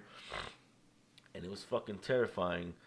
So, I went to the ER twice. All sorts of shit. Eventually, an ear, nose, and throat doctor was the one that diagnosed me with Meniere's, put me on a water pill, lost weight, told me I had to lose some pounds. How much weight did you lose? I lost 22 pounds in a week on a water pill. It was all water. I was just pissing like a fucking racehorse because a lot of water fills up in your body. So you basically, you weren't even fat. You just mad water just retained. I mean, I'm overweight regardless. There's a reason why all these things start happening because you're eating a unhealthy lifestyle, blah, blah, blah. And the main components that destroy you in this situation, cigarettes, which I smoke. You still smoke? Yeah. This October will be 2 years I quit. Good for you. Word up. But smoking cigarettes, coffee. You should quit though, man. Seriously. I know. I get on everybody who smokes around me. I'm like, why you do that? Nah, I got it dead end. My wife's up my ass about it too. But basically, I was doing everything to contribute to being sick. So for 3 months, literally for 3 months, I was pretty much fucking in a chair or in bed. Couldn't do shit. Yeah, no, because I remember you were doing those vlogs, and I was watching the vlogs. Well, all right, now that you brought up the vlog, go watch the vlog and look how swollen I was, man. My fucking face looked like a damn potato. My everything was just all water. And yeah, you were redder. You were like redder. It's crazy, the color man. was redder.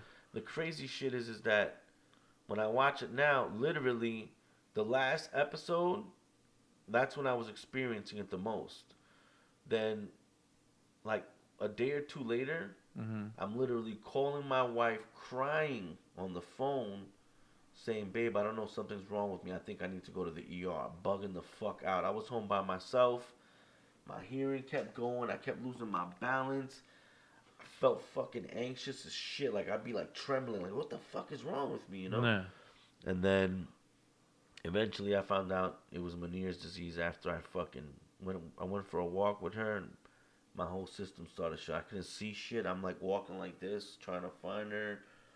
She brought me to the ER. They didn't find nothing wrong with my vitals. They were like, yo, you're fucking good. Like, your sugar's a little high. You're overweight. Like, bring that shit down. But other than that, you're good. I'm like, this can't be. Something's wrong. Then eventually, moral of the story is I found out it was Meniere's disease.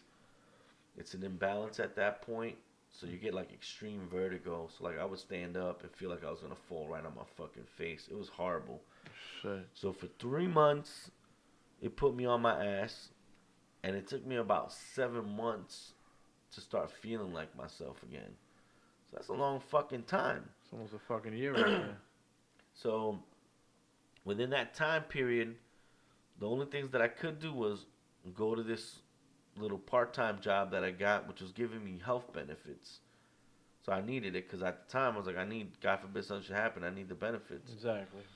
So I focused on that. And I just focused on recovering. Yeah, no, because I remember I was like, yo, this motherfucker. I was like watching your vlogs, and then it just stopped. week went, another week went. I'm like, hey, what the fuck happened? Yeah, it was like, I was like, I kept sitting, I was like, yo, something's up with this motherfucker. Something's wrong with him.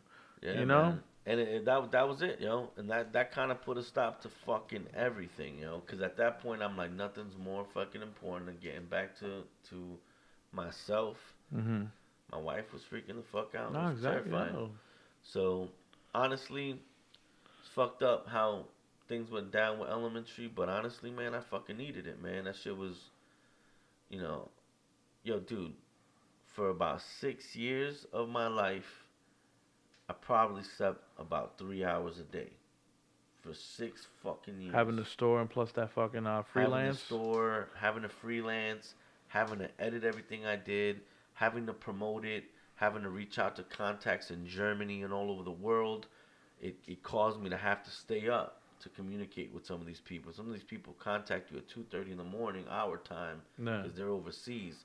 So, to say the least, I was building towards a brand. That's why I tell people, like, because people are like, yo, you came out of nowhere. You did all this crazy shit. Like, yo, if you add up all those videos, we easily have, like, over, like, 5-6 million views on these fucking things. Mm-hmm. We got featured on, like, every major graffiti street art platform we wanted to be on. It was fucking ill. I mean, yo, I filmed people that, I would have never thought I'd film, man. I remember you were doing a lot of. You remember you were filming a lot of underground rappers too, videos. Yeah, that was early on though. When I realized that elementary had become something that was really rooted in graffiti, I just ran with it, man. It just felt it felt natural to do that. It was like, well, this, you know, it's a unraveling world at that point. One's referring to the next. I'm approaching artists that I thought I could never have access to, and they're responding like, "Yo, hell yeah, fuck it, let's do it." I'm like, "Word." I would have never thought in a million years you would have said yes. Mm. So it opened the doors to meet a lot of people. I mean, I met some of my heroes, man, like straight up and down. Yesterday I was shooting Ewok 1 from New York. Man, that dude was a huge fucking influence in my life, man. And all of a sudden I'm fucking chilling with this cat, breaking bread and shit. And that's beautiful to me, like, it's like a full circle thing, man. It's like you inspired by someone, they have this huge impact in your life, and then all of a sudden it's like, yo, that's you. Oh shit, man, it's a pleasure to meet you, man. It's fucking. I mean, I've never fucking broke bread with anybody who inspired me, but it's probably a fucking freaky feeling. It is. I mean, when it's a very humble world too. Sometimes, like, that's a humble ass motherfucker. That is regular people too, right? Yeah, they're regular people, but you don't see them that way because you never seen this physical person before, and he did his best to make sure that you're never gonna know who the fuck he is. So all you know is the art. Then all of a sudden you're meeting the person that's creating that art, and it makes sense, yo. Like when I met this dude, like I always say, man, the illest shit about graffiti is everyone that I've met is literally a reflection of what they put out there, man. It's fucking nuts, man. Whether it be the cleanest, most nice, neat piece, yeah, and then you meet the person themselves is a very neat and clean type of dude. Then you got some messy ass shit, and then you meet the person and they are a messy motherfucker as a human being. But that shit is the illest shit to me was that. I fed off that shit. It's like, I wonder what this cat looks like. And I'd be like, well, based on this way he paints, got a little old school flavor, so he's probably a little older, And then you meet the motherfucking spot on, Like, that dude is a reflection of his artwork. Nah. That was like the most coolest shit about documenting graffiti and shit. But yeah, man, and eventually that shit dismantled, and what's happening currently is that I want to redo elementary to another format. What kind of format? What are you looking to break? What are you looking? I want to make it more official, man. So I hit brakes on it for a while. I want to make it more like an actual fucking. It's still gonna be machine. It's still gonna be like graffiti. And I still want it to be. I want it to be hip hop oriented, like anything that revolves around what we recognize as the elements of hip hop. But I want to have it to where it's an army of motherfuckers. It's not just me. It's people going out there getting me content. I got contacts all over the world. That brings us back to all the way in the beginning of our conversation. What's that? It's very hard to find people who are like-minded and want and have the same vision. True, man, but that's gonna be very hard to find. I think it'll be somewhat hard, but I think when you give people an opportunity to have their own thing via your platform, it makes it easier. Like, in other words, like, I'm not trying to cripple you from being a creative photographer. I'm not trying to keep you from being a great writer. I'm just giving you the platform to publish your work. So I think that's where I could come Okay. in. You know, like for example, if you said, "Yo, I want to do photos of rock shows, um, and I want to write about them," you're basically just saying, "Yo, check this out. I went to the show. I got these photos, and I wrote this about it."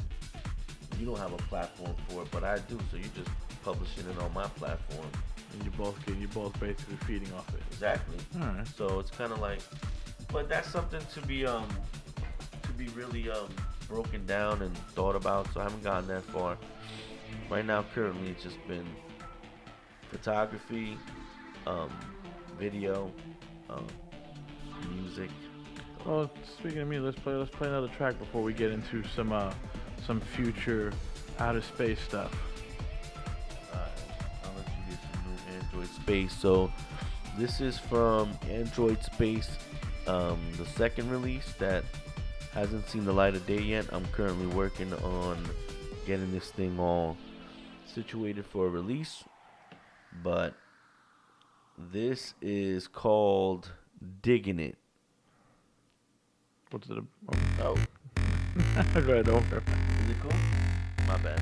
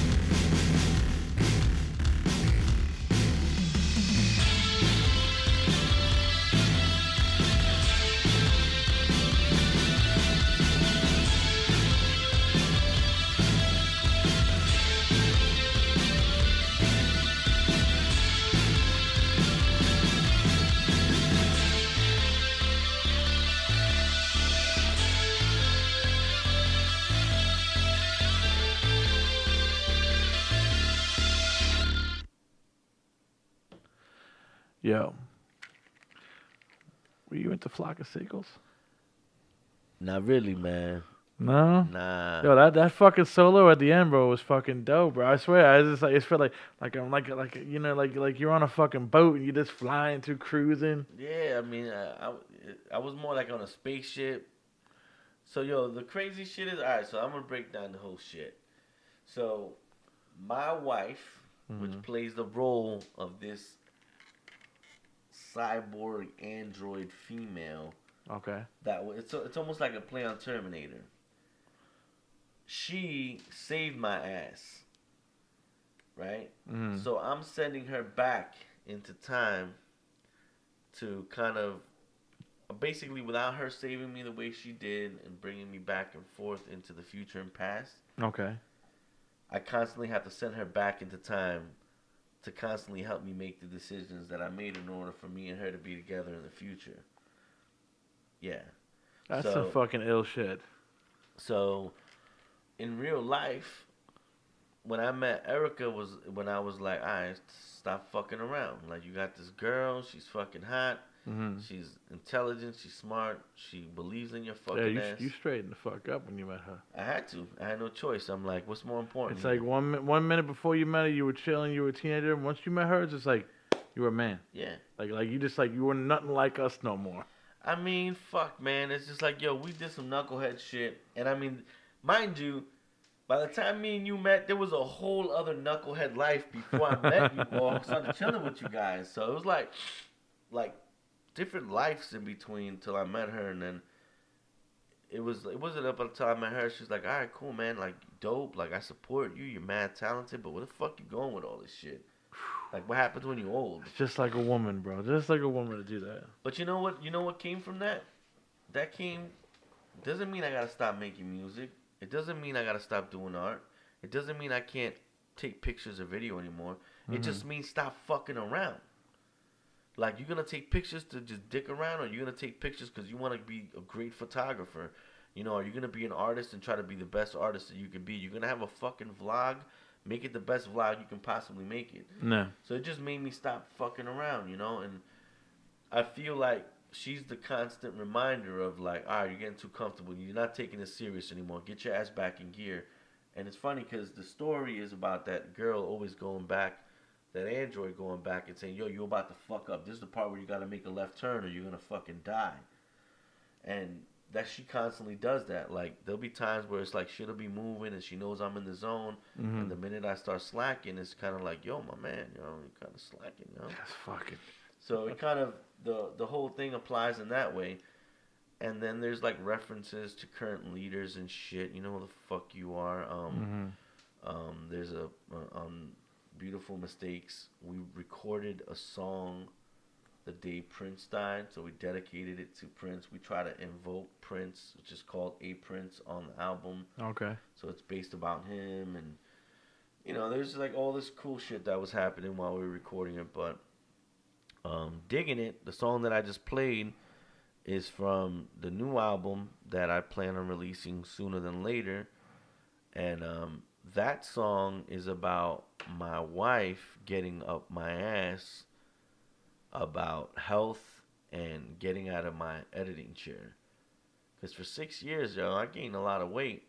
And a lot of it wasn't, I don't eat sweets, I don't eat candies and shit like that, or cake or anything like that. It's just certain things that I eat. But I'd spend hours and hours and hours sitting at a fucking computer desk doing editing and all of this kind of stuff to the point where, you know, basically it was unhealthy. She'd be like, yo, get up. She would say, use your legs or lose your legs. That's why in the song, I say, how's it go? What the fuck do I say there? Look in the basement, get away you are. Oh, living your life like this, it'll make your limbs fall off until you're lifeless. Shit. But like shit like that was, you know, it's weird, right? So check this out, right? Another thing that's really cool about these songs is, so I would say things like to my boy that my life wasn't interesting, because yo, writing music is the hardest shit in the fucking world, because most of the time you use your life experiences to write music. No. So like with rap, for example, it's a lot easier because you can express anger very easily. That time I got into a fight, someone that's popping shit on you, another rapper that thinks he's iller than you. There's all this aggressive shit you can go at, and ripping someone apart is fun. Yeah. When you start writing melodic music, all of a sudden you're like, yo, what am I going to talk about? Ripping someone's head off to that beat? That's not going to happen. So then I start saying, well, maybe I'll write songs about, my wife or whatever it be. But then it was like, do I want to be literal about that? And that's where these little side stories came in. So like some of the songs on Beautiful Mistakes, literally I'd be like, all right, cool, let me create a scenario. So before we go, the visual of Before We Go, what made me write Before We Go, is me and the android chick finally leaving Earth, because Earth is basically destroying itself in the story. She cracks me over the head, drags me into the spaceship, and ejects us out into outer space. And basically, I wake up to see her in the vessel, flying it. All right. And I wake up and I go up to the window of the vessel and I'm literally looking down at Earth while Earth is burning. And I'm basically thinking all my loved ones, all my friends are dying down here, and I'm with this fucking android chick. Where the fuck are you taking me? And that's what Before We Go's about. What made you start Android Space? Well, it all started years ago with Sims first. It was just like, again, names that you just drag out of the sky. But like Android Space, to me, androids meaning robots or like cyborgs or whatever, living in outer space. Sounds stupid, but for example, I have a series called Earthling, right? Okay. And the reason I called it Earthling is because I didn't want to call it human, and the reason I called it Earthling is because I feel that I'm not just part of Earth, I'm part of the fucking universe, right? Yeah. So, if you're a creature from Mars, an alien, Okay. and you come to Earth and you meet me, I'm an Earth-dwelling creature, right? Making me an Earthling. But amongst the universe, I'm that Earth-dwelling creature. But I'm in the universe, not just on the planet. No. So it's kind of like that whole thing. Also, it's like fucking. Eventually, it's like robots will take over, and then it'll be an android space. You know what I'm saying? Like space itself would just be taken over by machines and fucking electronics and shit. I mean, look around you, pal. It's everywhere. Exactly. You see everybody with the fucking just walk around. Yep. That's it. So that's kind of like what the play was on it too. Plus, the main character's an android, and she keeps traveling through space to come save my ass. So that's the modern day version of what Android Space means. But when I came up with it, I just grabbing the words. Just a dope name. Yeah, that's usually how it all starts, and then I'll turn it into something. That's pretty much it. Well, what made you go with CR Side and start compilating and making beautiful mistakes? Well, that's funny because the title happened the same way. The original Android Space with Sims years ago was called Beautiful Mistakes too. And the only reason was because literally, you watch me and that guy make music, it was like, yo, boom, boom, boom. He would play something, fucking 10 minutes later, so we got a song. It was like an accident that just was kind of awesome. Mm-hmm. Same scenario with CR Side. I was at his house. He had a guitar in his closet. I'm like, yo, what's up with that guitar?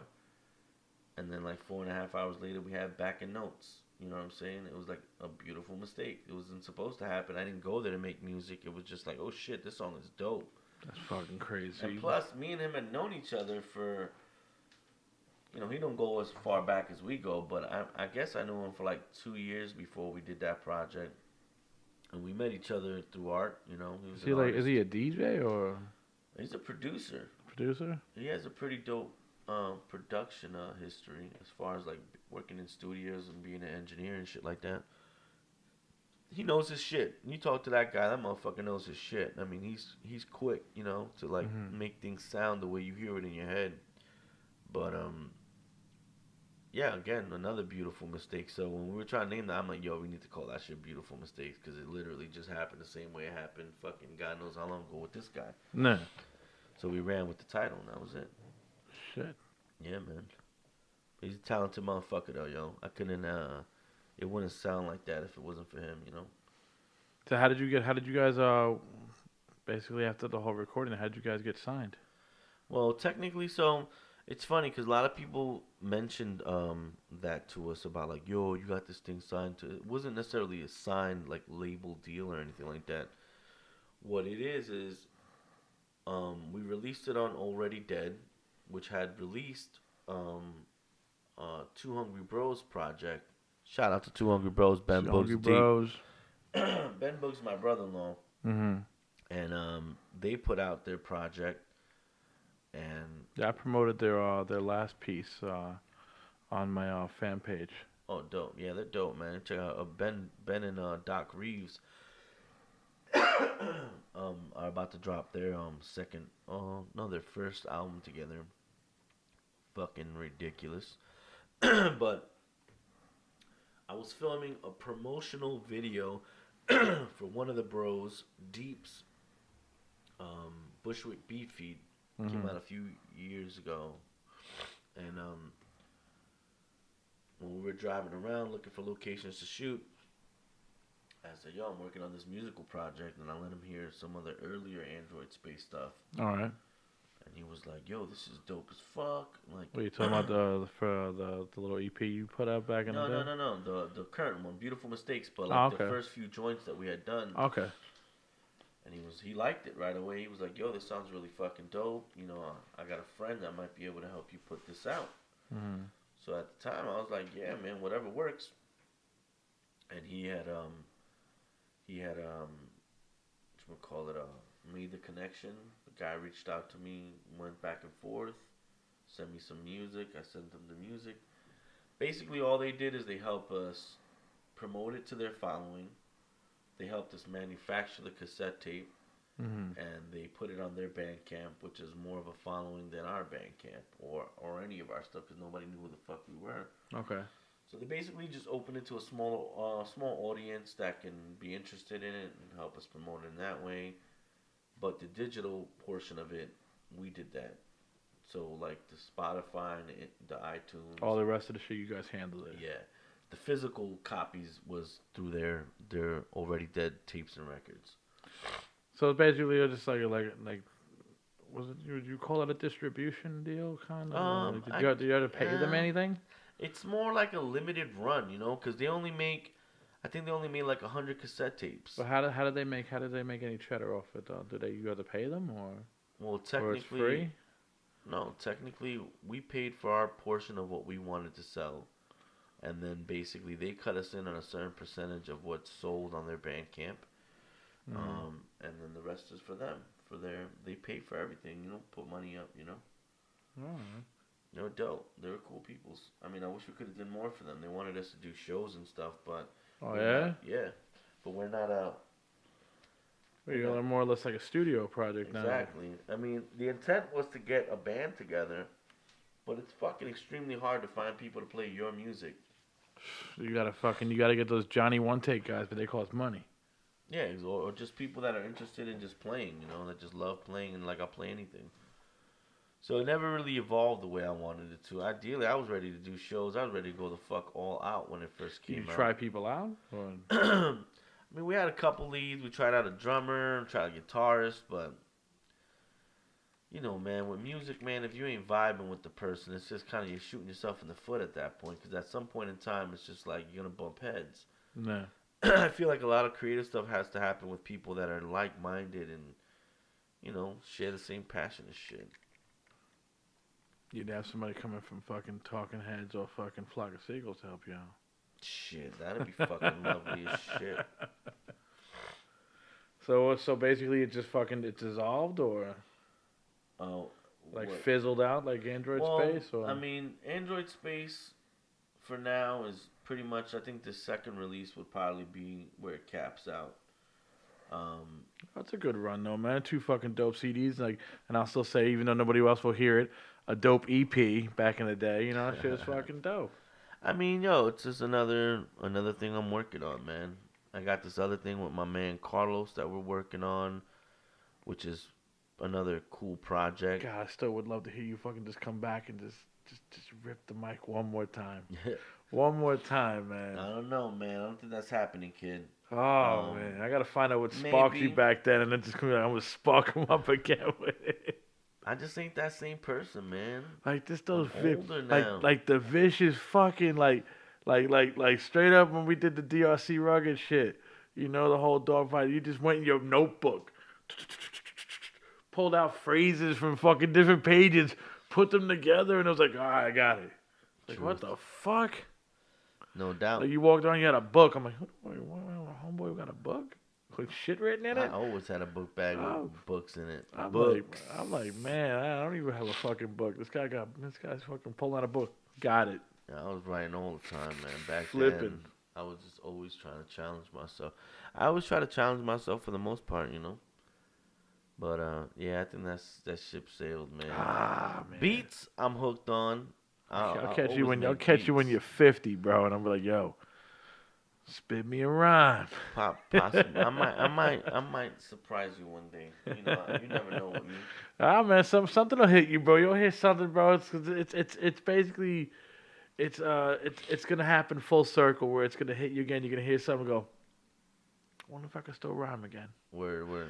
Boom, and you're gonna be. I mean, I could do that shit right the fuck now if I want to. That's the honest truth. I could do that shit right the fuck now. But it's just, you know, it's currently not something that I'm focused on. Currently, like right now, it's been just getting a couple of these side projects that I've been stacking for a while. Mm-hmm. I got a whole other project. This is all based in soundscapes, where I'm gonna put it out with the intention of making it one free, two to where people can use it for their videos, because I like to make videos and sometimes really hard to find music, but I'm gonna put it out to where it's like no license needed. If you want to use it for the background of your fucking video of you fucking taking a shit, you can use it.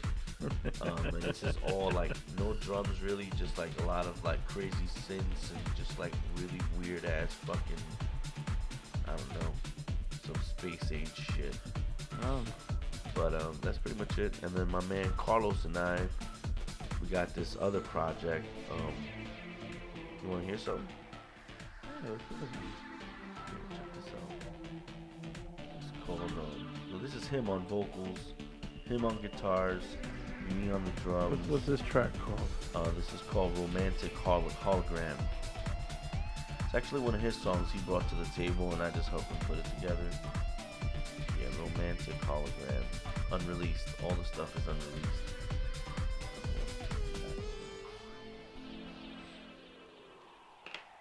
There you go.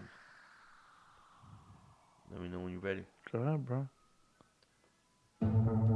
Make a romantic hologram of you and me.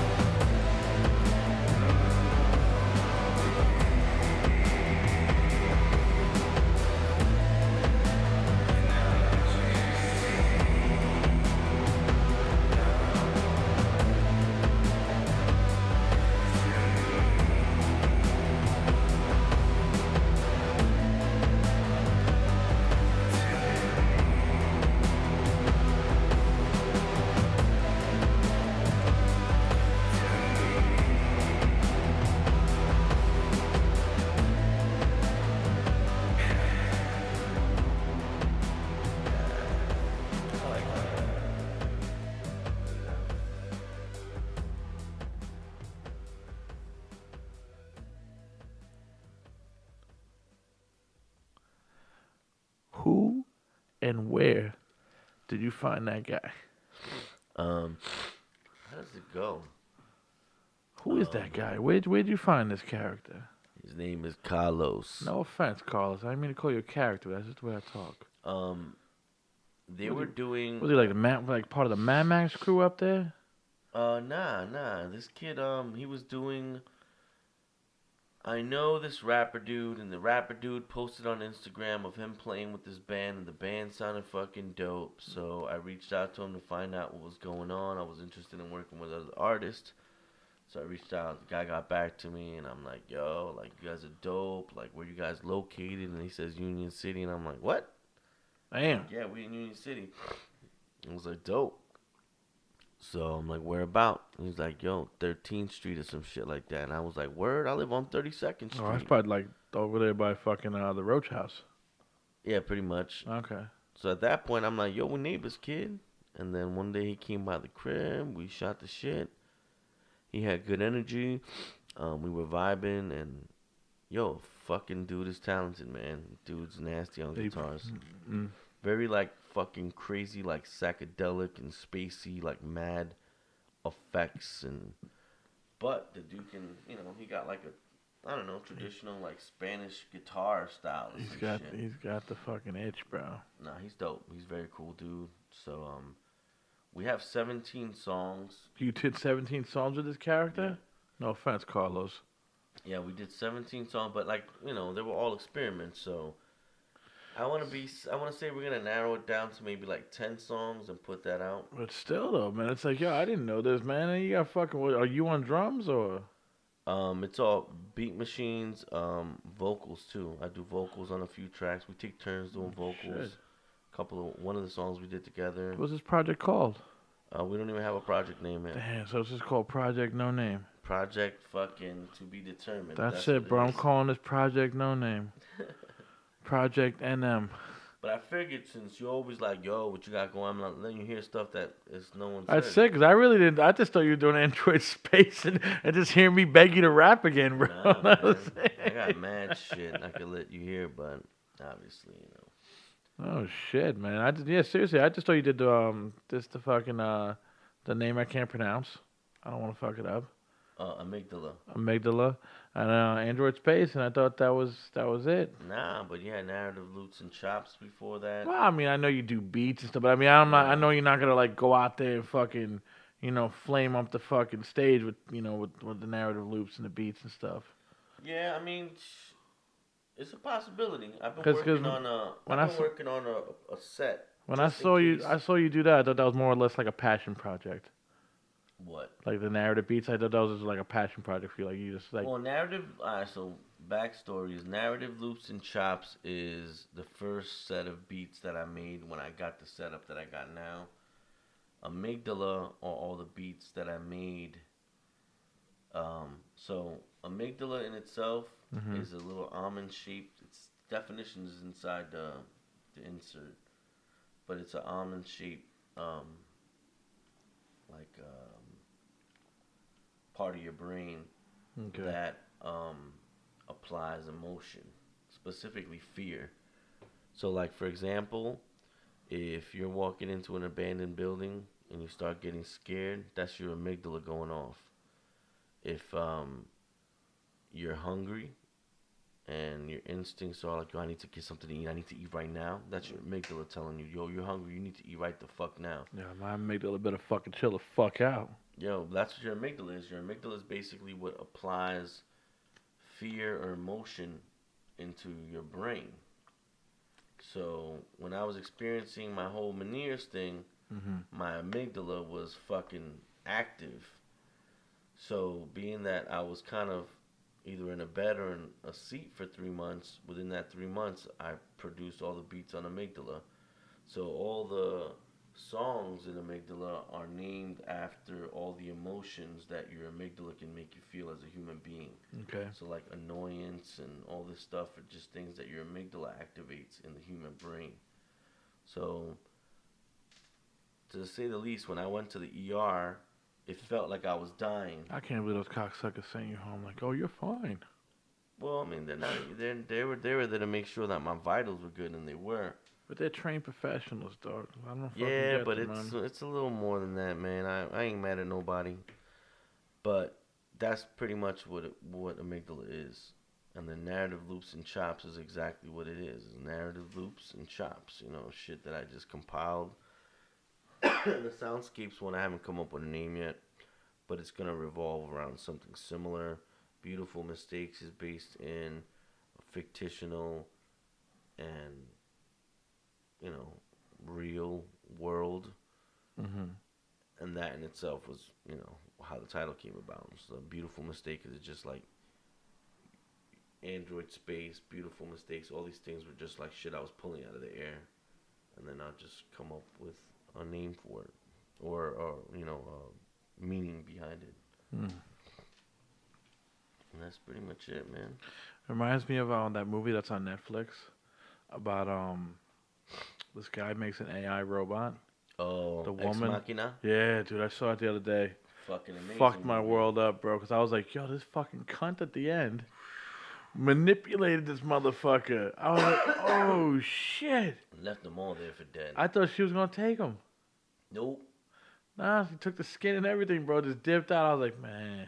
I fucking love that movie, man. I thought it was gonna be a bust. I just was like, oh, it's a Sunday. Let me throw it on. I thought it was gonna be a bust. But not for nothing. The really dope part of that movie is the vibe of it, the music, you know, the titles. You know, as a filmmaker, when I saw that movie, I'm just like, yo. I knew this shit something is was up dope. when the chick wasn't speaking. The Asian chick. I look scared all the time. I was like, yo, she's a robot. I was like, she's got to be a robot, Oh, bro. I knew that from the minute that she walked into the screen. Cause I was like, look at it. I was like, no way you gonna fucking find some. She don't speak any English. She ain't speaking shit, dog. She's a robot. And then the other, what I didn't expect was all the other girls in the closet. No. And he was like pretty much like fucking abusing them in a strange way. He was a piece of shit. Oh yeah, he was. But I mean, I did feel bad for that fucking Eric Foreman looking kid. Oh, the. You mean Venom? Yeah. Oh yeah. Wait, that was. Wait, that was tough. Yeah. Oh yeah. Yeah. Well, Topher Grace. Yeah. Yeah. I felt bad for the motherfucker because I was like, yo, he got left there. I didn't, man, because you know, what'd you expect? It's a fucking machine. No feelings. Yeah, true. She was like, fuck you guys, I'm doing whatever, I'm trying to live, like, screw you guys, and I have no emotions, I don't feel bad for your ass. That is true, man. They try to make it seem that way, but she's a machine, man. It was all fucking manipulated. Now let me get to this, bro. Why you fucking hate Avengers? Oh, Now we're fucking on. Now we made it. We made it to this motherfucking fucking part of the fucking shit. First and foremost, comic book movies rooted on the planet are dope. So far. Okay. Comic book movies rooted in outer space have looked really too CGI. I don't. To me, I Like don't. Guardians of the Galaxy, for example. That opening scene in the part 2 was garbage to me. Yeah, but to me, I'm like, Too colorful. I'm like, you know what? You can't do it without CGI. You can't like the way they say, oh, we're gonna do fucking like. Nah, but like, all right, let's flip the script. Look at Star Wars, which takes place completely in outer space, but visually looks realistic to me. There's no fucking cosmic fucking. All right, but they're blue. trying to make this. It's a comic book movie being brought into real life. They're trying to make it still comic book. Nah, I got you. But another thing is in Infinity War it was way too much shit going on for you to be able to be happy with the amount of airtime that everyone had on the screen. The fucking Iron Man suit was fucking horrible. Oh, the fucking. Where does all that shit come from? The fucking. Uh-huh. Well, he doesn't have the hole in his chest, but I mean, he does have the fucking. But where does he store it? It goes all into that fucking. No, it's all a part of that jumpsuit, I think. I saw that, yeah, but like, let's go back to the Iron Man movie before that, where he. But I mean, bro. But I mean, think about this, bro. Think about this, man. If you breaking it down like that, then we gotta really break it down. Yo, where did they shit? When did they piss? You know, I want to see fucking I hear Tony you, come man, out the bathroom and go, like, Cap, nah, it's your man. turn. It was weak, man. I don't know, man. I guess people yo, wait till you see it, man. It's gonna be so dope. It's traumatic. I just, you know what, man. And I watched it and I was like, man, fuck this movie. I mean, they get better and better, man. But you know what? I'm not putting them on pedestals. I'm just like, it's just Winter Soldier was a banging ass Marvel movie. well, that was more. It wasn't comic bookish. It was rooted. It was rooted in the real world.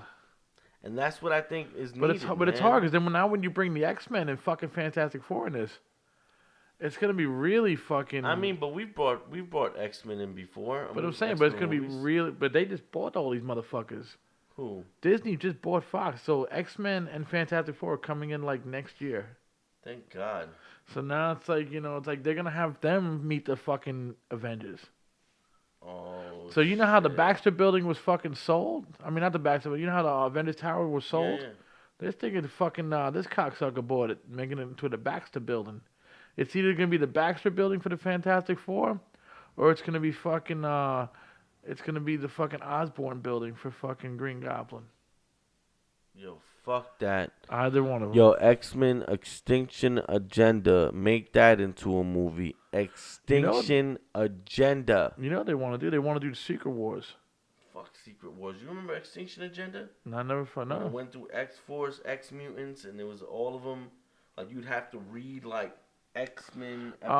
Oh, I got you. And Cameron Hodge and the Sentinels, and that shit was fire. I still That own would those. be dope. But I mean, you know, Shout out to Face for bringing those back into my life. Thank you very much. but you know they're gonna have to make their own fucking individual X-Men movies before they even inter fucking twine them into the Avengers. I just feel like, yo, when you have too many badass characters in the screen, they just don't get enough airtime. Yeah. Like Spider-Man in the Iron Man Spidey suit.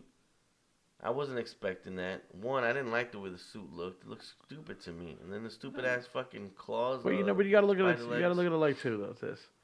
They gotta sell toys. Truth. They gotta sell toys, True. and that's always the fucked up. But thing. at the same time, it's like, yo, man, make those movies for me. Because I've been waiting my whole fucking life to watch. These little young motherfuckers don't deserve that shit. Well, that's why Spider-Man died. Well, and all these little kids got to cry, and I looked at them and like, Do you man, think- grow up, Do motherfucker. you think those characters are actually dead? No, it's just a part of the story, Exactly. man. They'll It's be a- all but the- back. But these little douchebags don't know that. It's like, what's going on? Why are they making a Spider-Man 2 movie if he's dead? Because he's coming back, asshole. It's just all fucking... Whatever. It's not the worst movie for sure, but it's definitely not my favorite. Did you Marvel like movie. Justice League? Justice League? I dug. Oh, yeah. Justice League. Here's what I would do with Justice League if I can actually turn it into a physical thing, which you can if you buy the DVD. But I wipe my ass with that movie. Are you serious? That movie was trash. I dug it, bro. What? It was the most comic book movie ever. Trash. Aquaman. Ah. You don't see the trailer for Aquaman? Ah. Motherfuckers are riding on sharks, bro. Riding Yo, on was grape. that Submariner in there? Oh no, the fucking What's no, his name? his brother's fucking Nah, my man with the fucking helmet. oh fucking Isn't it Submariner? No, it's not. no, that's Submariners is fucking the dude from fucking Marvel. The bad guy from That's fucking Legion of Doom. yeah, what the fuck? Oh god, I can't remember my. Hold on 1 second, man. That creepy motherfucker's in there. Black Mantis. Black Mantis. Why is he in there looking like actual Black Mantis? He looks Yo, strange as hell. they made him dope though, man. Come on, man. They fucking ripped him right out of the comic book. It was like this. They did. Kill him. Well, see, here's the thing. So DC is literally ripping their comic book characters out of the comic book and putting them on the screen. Yeah. But Marvel has become really good at muting color tones to make it look more realistic. Yeah. So like Captain America's red in his suit is more like a dirty burgundy brown. Yeah. The blue is more like a black. Where, you know, shit is green. It's green on DC Universe. Yeah, you know? I mean, that's why I just say like to me, Marvel is more rooted into the real world. Mhm. DC is more rooted into like it's still a fucking comic book. But I mean, I still don't get it. Like, how do you got these little fucking bitches out there that are fucking crying? You change it. Who the fuck cares? Just watch the fucking movie and call it a fucking day. Go get some pussy. In the wise words of Ivan Drago, if he dies, he dies. That's what I thought. What do you think about the Venom movie coming out? You got 2 words for us? So my wife has a crush on this motherfucking Tom Hardy guy. Are you serious? She thinks he's cute. I told him he looks like a possum. His Um, voice is stupid. That motherfucker always got marble mouth. Maybe she likes him because he's buff. But I will say this. I whoop Tom Hardy's ass. Whip his ass. I might not be able to win a fair fight, but if I walk up behind him real quiet with a brick and bust him over the head, I'm whooping his ass. Turn into Venom now, bitch. And I have this thing with CGI, man. It's like I believe that CGI should be present, man. But if they can do like a mixture of the two things, would be dope. Well, they tried though with Topher Grace and it looked fucking stupid. With a physical suit? That was more CGI and physical, I think. I don't know about that. I don't know, man. I think it was a mix. Really? I think. That was hard. Because he still had the same body shape and the same as Spider-Man. He didn't get bigger like fucking Venom in this one. This one, he fucking gets as big as the Hulk. Oh no, he looks fucking vicious as shit. And it's just hard to believe it. What's his name did the touch-ups on him? Fucking Todd McFarlane. Since they weren't doing the spider fucking logo in it, Todd McFarlane went in and touched it up and changed it up. So he's fucking. Oh, he doesn't have the logo on his chest. Nah, he's got like veins and shit or whatever. And Todd McFarlane went in and fucking fucked around with it and changed it up. Why did they do that? Because they say it's only in association with Marvel, and that's why everybody's crying. They're like, oh, he came from Spider-Man, this and this and that. But didn't he? Yeah, but you know what? But you gotta listen to this though. The way Kevin Feige fucking said it, like how all these comic book movies are, they're basically not the same as the fucking comic book. You'll get an idea from the comic book and make your own fucking version of it on the fucking on the silver screen. Yeah, because I heard this is gonna be a straight up one-off. Maybe. Well, he signed for 3 movies, they said. But the fucking funny part is, did you watch the Netflix series? Did you see Luke Cage? Yeah. The old black guy in Luke Cage, the old black guy that hangs out at the fucking barbershop. Uh-huh. He is in the new Venom movie, and he left Luke Cage's show saying he had to go back to San Francisco to help out a family member with a problem. Oh, so word? they don't know if that might still be fucking, like, they don't want anybody to know it's connected to Marvel. Maybe it is. But why wouldn't it be connected to Marvel? It's fucking Venom. Because fucking Feige is really fucking, he's got the vision, right? And he doesn't want nobody fucking up the vision. So, I mean, if Sony comes in, Sony's, like, oh, like, we don't have to listen to you all the time kind of shit. I'm confused. Sony basically, Kevin Feige got the stories, the vision, boom, boom, boom, up to Avengers 4. Or, like, maybe a little bit more. Like, he's the one that maps everything out. Mm-hmm. Sony, he doesn't think Sony might play well. Like go along with his program. Huh. Because they're a whole nother fucking company. They don't have to listen to him. So he's basically trying to make it its own standalone shit. That's what Sony wants, and they're not waiting. If they would wait, he would integrate them into fucking MCU. I'm just saying, because what? So we're not gonna see Spider-Man whoop Venom's ass? Maybe. I mean, nobody knows because it's real secretive, bro. If it does, if they're not associated with Marvel and they're not a part of the MCU, this fucking movie's gonna flop. I hope it's good, but if it's not, haha, Tom Hardy, you dirtbag. No, he was good in fuck. He was the guy in He's a good actor. in Mad Max, right? He's Bane, dude. That was him in Mad Max. That's fucking Bane. Wait, he was Bane. He was Bane. Oh god, I hated that fucking movie. You hated Bane? I hated that movie. He's like, well, Batman, what are you gonna do, Batman? Dude, that was the worst fucking. They should have stopped after the. You know, the Joker was supposed to be a part of Part 3. I love all 3 of those movies. Like he was like they had the whole story was he was supposed to be a part of fucking Part 3 until Heath Ledger fucking died. Committed suicide? Didn't he commit suicide? Nah, he OD'd on some coke and pill mix, and he was hanging out with one of the fucking Olsen twins. When that happened? Well, yeah, he was chilling with one of the Olsen twins, and they used to fucking pop pills and fucking do stupid shit together. The real skinny one. Stupid little Olsen twin bitches. Killed my boy. That's what you're trying to tell me. Well, stupid ass fucking. She didn't put it up his nose and down his throat. He did it himself. Dirtbags. But she was there. Full house hoes. Full House host. Oh shit. Oh my god. No, so what do you got? What's the future here for Serringe? Before we get out of Future here. for Serringe is revamped elementary. I got 2 photography books that I'm working on that I'm gonna be releasing sooner than later. I just got 2 prototype.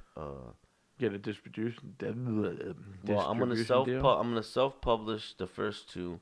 Mm-hmm. But I'm gonna use the self-published books to actually get an actual publishing deal, and then I'm gonna try to release it through a publishing company as a dual book. So it's a color book and a black and white book. Okay. And then Android Space 2 is coming. Might be done after that one or no? What's that? I said that project might be finished after that second album or no? What do you mean, overall Android Space? Yeah, Andrews, yeah. I mean, I can always carry it on my own, but I have other projects that I'm working on that I want to kind of call its own thing, but I'll announce that shit at another time when I know where it's going. But the Soundscapes album should be here sooner than later. My project with Carlos should be done sooner than later. Mm-hmm. But Android Space 2 looks like it's going to be the follow-up in the next couple of months or whatever. More photography, more video, and my podcast. Yeah, what's up with that? There you go. I didn't want to say nothing, but I Um, waited for you to put it out. So the podcast is currently out there in the world. You can tune in right now, except I'm not giving out that information. I'm doing like You could tune in right now, but I'm not saying, giving if out you bump into it and you find it and you play it, it is what it is. Or if you just coasting through stuff. But I tell you this though, folks, it's dope. thank you. So the attempt is right now is to see, cause I'm tired of funneling everything through, Serringe or elementary. I'm like, how do I make things? I want to make things that are separate from one another. So the podcast, I'm trying to just make it its own thing. Let it promote itself. Naturally let it build its name, as opposed to, oh, let me put it on Instagram to 8,000 or so followers and direct them to something that doesn't have to really do with what they know me for. In other words, I feel like if I just let it build itself naturally, I'll So get more. is the podcast Serringe or is the podcast Christian? Well, it's always gonna be Serringe, man. I'm Oh, I Serringe know. for I'm life, saying, but it's on my arm. but I mean, it's like, is it more or less? It's more. If you know me, then you know me as Christian, but you also know me as Serringe. It's kind of like my artistic persona and my. Yeah, it's like the Hulk and Bruce Banner, Yep, having a conversation Yeah. on. Yeah, that's a good way to put it. Okay. Yep, it's kind of like my man Tom Hardy saying "We are Venom." It's like that. You're We loving are Tom Hardy, Serringe. aren't you? No, my wife is. Yo, fuck you, Tom Hardy. You, ooh, boy. Ooh. Fucking sucker. Can't stand his marble mouth, motherfucking crooked ass teeth. Yeah, I tell you this though, man. Nobody likes the way he fucking talks in that movie. They were like, "Yo, he sounds like a fucking retard talking as Eddie Brock." Yeah, what Yeah, up? yeah, like Eddie Brock don't sound like that. Hell no. Stupid ass, man. But that's pretty much it, man. All right. We got any shout outs or places for people to go check out your stuff? Follow me on Instagram at Serringe, SERRINGE. Again, it's at Serringe, SERRINGE. You could check out my photography work at ChristianSantiagoPhotography.com. You can also check me out at www.theelementtree.com. 3 words, TheElementtree.com. What else can I do? Follow me or subscribe on my YouTube page. Search Serringe or Elementary. What else? check out Beautiful Mistakes in Android Space on Spotify and iTunes. Also available physical copies of Amygdala and Narrative Loops and Chops available on Bandcamp under Sound Soil Recordings. Again, it's Sound Soil Recordings, and that's my shit. Get 'em, motherfuckers. Cop those. Stat. Get 'em and stack 'em. Stack them up. And that's pretty much it, man. Ah, man. Yes, sir. Well, this was a great time. I always tell you motherfuckers, y'all know where the fuck I am. And if you don't, you'll fucking find me somewhere. Buy t-shirts. Go out and buy my fucking t-shirts. I got another t-shirt coming out too. Now my next t-shirt, the new t-shirt we got up on the fucking site is called Philippine Manson Chicks. Philippine Manson chicks? Yeah. It's two Filipino chicks with lines in their face, and it has a heart. On one of them it says Philippine Manson Chicks. Oh my god. Yeah, the guy who was on the podcast with me, Mark Bernardo. Mhm. He said he was at a show once, and he's like, all I saw was Philippine Manson Chicks. I was like, what? He's like, yeah, Manson was playing, and it was just all Philippine Manson Chicks. I was like, sure they were all Philippine? He's like, yeah. I was like, all right, and then I just boom. I was like, let me make a shirt called Philippine Manson Chicks. Fucking go for it. You know, the next shirt I got coming out is called the Satanic Hispanic. Got that one from Big Zeus. Oh my god. That's the next shirt coming out. I just got to figure out a logo and shit, man. But the Satanic Hispanic. That's pretty funny. So what do you want to go out with, man? What do you want to go out with here? Want to play the tune? Yeah, man. Go out with something. Go out with something All right. special. Special. Let me see what we got here. What is fucking special?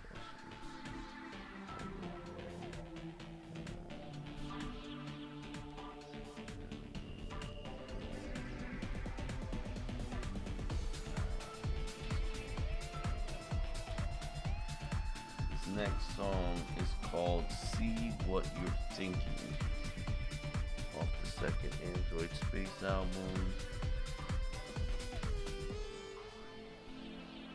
And this one's about my boo. It's all about the boo. Ready?